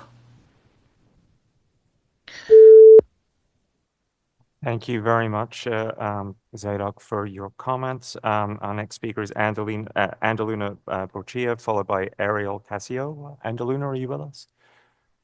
Good. Good. Good afternoon. Using my reading glasses here. Good morning. My name is Andaluna Borchila. I teach in James Madison College, and I am a member of the organizing committee of the Union of Tenure System Faculty. Members of the BOT, I thank you again for adopting the neutrality resolution in 2021. UTSF declared a majority in December of 2023 and presented a reasonable bargaining unit to the administration in January 2024. We now need a demonstrable commitment from the admin to finally move collaboratively in recognizing our bargaining unit and in a card check process that respects the resolution, the work we have done in organizing broadly and deeply across this campus, and the will and voice of a clear majority of our tenure system faculty who have signed authorization cards. It is quite perplexing when we consider the following. On the one hand, administration has invested resources installing the recognition of our union, and they have justified delays through invoking the complexity of MSU and the uniqueness of colleges and departments and responsibilities. On the other, they have decided to unilaterally impose sweeping across-the-board cuts to take effect in a matter of weeks with little concern for the uniqueness and complexity of this institution and for the perspective of those who work and learn here. Our MSU community deserves so much better. Educators deserve so much better, and we are fighting for this. Even as UTSF recognition has been delayed, we have achieved recognition as a fully chartered local of the MEA. And we have responded to attacks on higher education and solidarity with other unions. And while MSU administration has shut faculty out of the budget process, the educators across this campus have raised our voice in department and college meetings, in a special meeting and resolution of the steering committee, in statements and joint actions. We demand transparency, accountability, and shared governance. You must halt these across-the-board cuts. The MSU community have a right to the data from which you deem them necessary and to a full line item budget, not the one that I saw at 11:45 p.m. last night when it was posted. If cuts must be made, then we need a different timeline and a different process that ensures real involvement in faculty, staff, and students before decisions are made. There are clear, responsible alternatives to cuts that weaken the academic core, starting with administrative and discretionary capital projects. Our MSU resources need to be invested in education, educators, and students. Money invested in lawyers to fight unionizing faculty, in administrative bloat, and in executive management salaries will not make MSU better or better equipped to stand up for higher education. Collaboration, solidarity, and having another union on campus will. Thank you. Thank you for your comments, Andaluna. Our next speaker is Ariel Casio, followed by Anna Pegler-Gordon.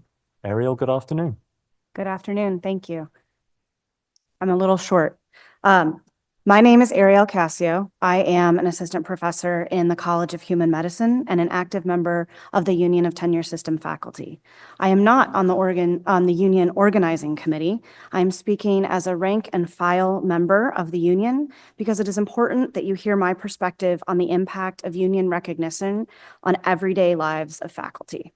I've been following the unionizing process since I joined the faculty in the fall of 2023. I've been strengthened by the talent, tenacity, and solidarity of my colleagues across the university. I've been frustrated by the administration's repeated stalling techniques and refusal to recognize a clear and compelling card count. I signed my card, I meant it, and I want it recognized.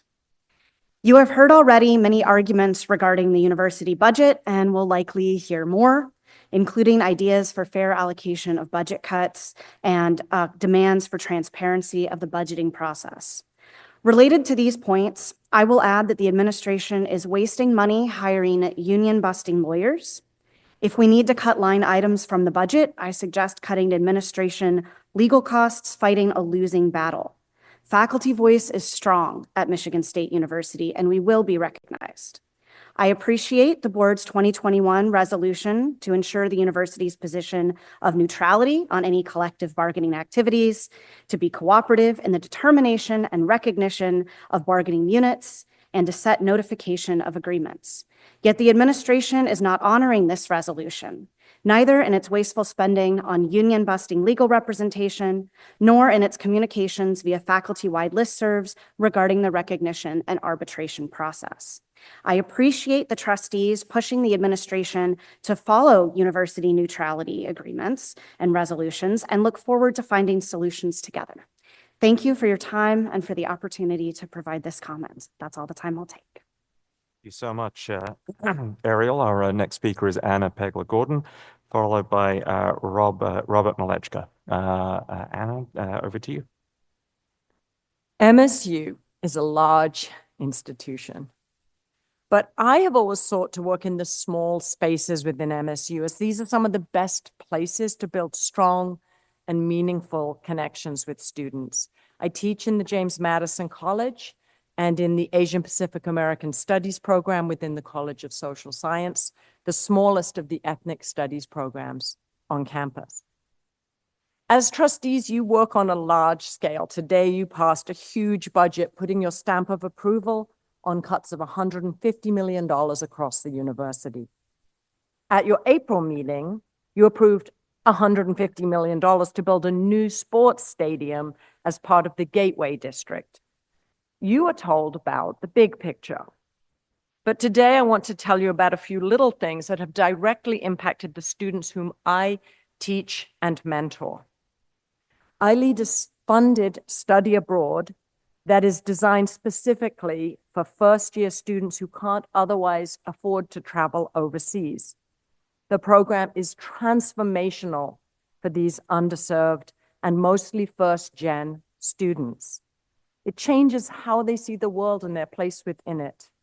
It costs just a few $1,000s for each student enrolled, and I was scheduled to teach it this spring. But it has been ended due to your budget cuts. The Asian Pacific American Studies program, where I also teach and serve on the executive board, has been searching for a director throughout this last year. But this search has been put on hold until the fall. The program serves as a vital learning space for students to understand the histories and experiences of Asians in America. It is a critical research space for faculty who are almost always the only ones in their departments focusing on Asian American studies. The director is essential to the success of the program and costs less than $25,000 a year. But this search is on hold due to your budget cuts. As I said, these are little things. They are certainly very small parts of MSU's budget, but they have a substantial impact on the success of students and faculty. I want you to understand that these small cuts are repeated again and again across every program and every department in every college in the university. The board has to pause new infrastructure projects and seriously address extraordinary and unnecessary administrative bloat, such as the more than $1 million that you increased to the president's office, a 60% increase that makes it very easy to absorb 9% cuts. My students, our students are only here for a few years. The university will carry on, but they will never have those transformational opportunities. So thank you. Our next speaker is Robert Malechka, followed by David Hogan. Robert, good afternoon. Thank you. I am Rob Malechka, and this August will mark my 30th anniversary as an MSU tenure system faculty member. I, like those who spoke before me, I am also a member of the Union of Tenure System Faculty. I support the union's three pillars of voice, fairness, and respect. Towards that end, the UTS Organizing Committee lends our full support to the voice of the Faculty Senate, Steering Committee, and their resolution passed May 27th.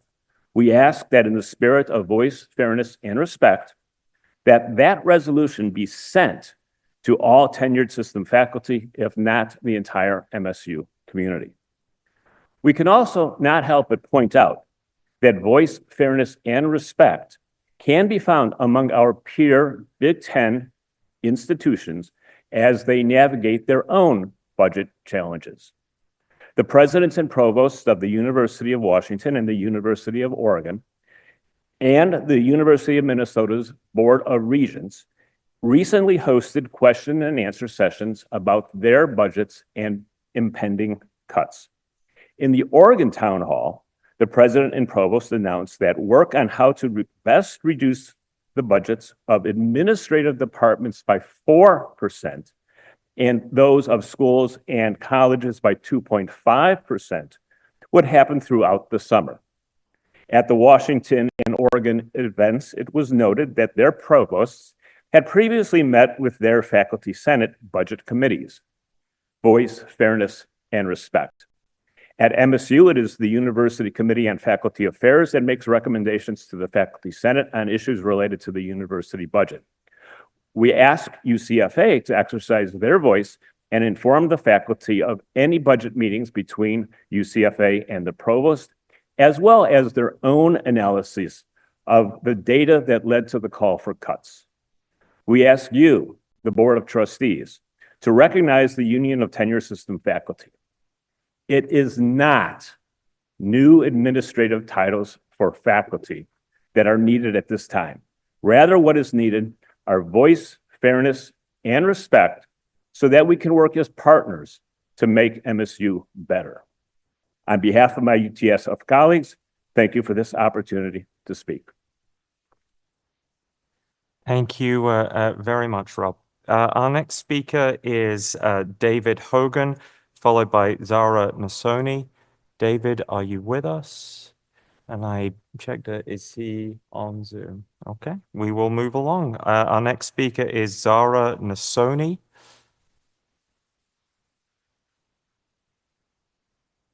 Is Zara on the Zoom list?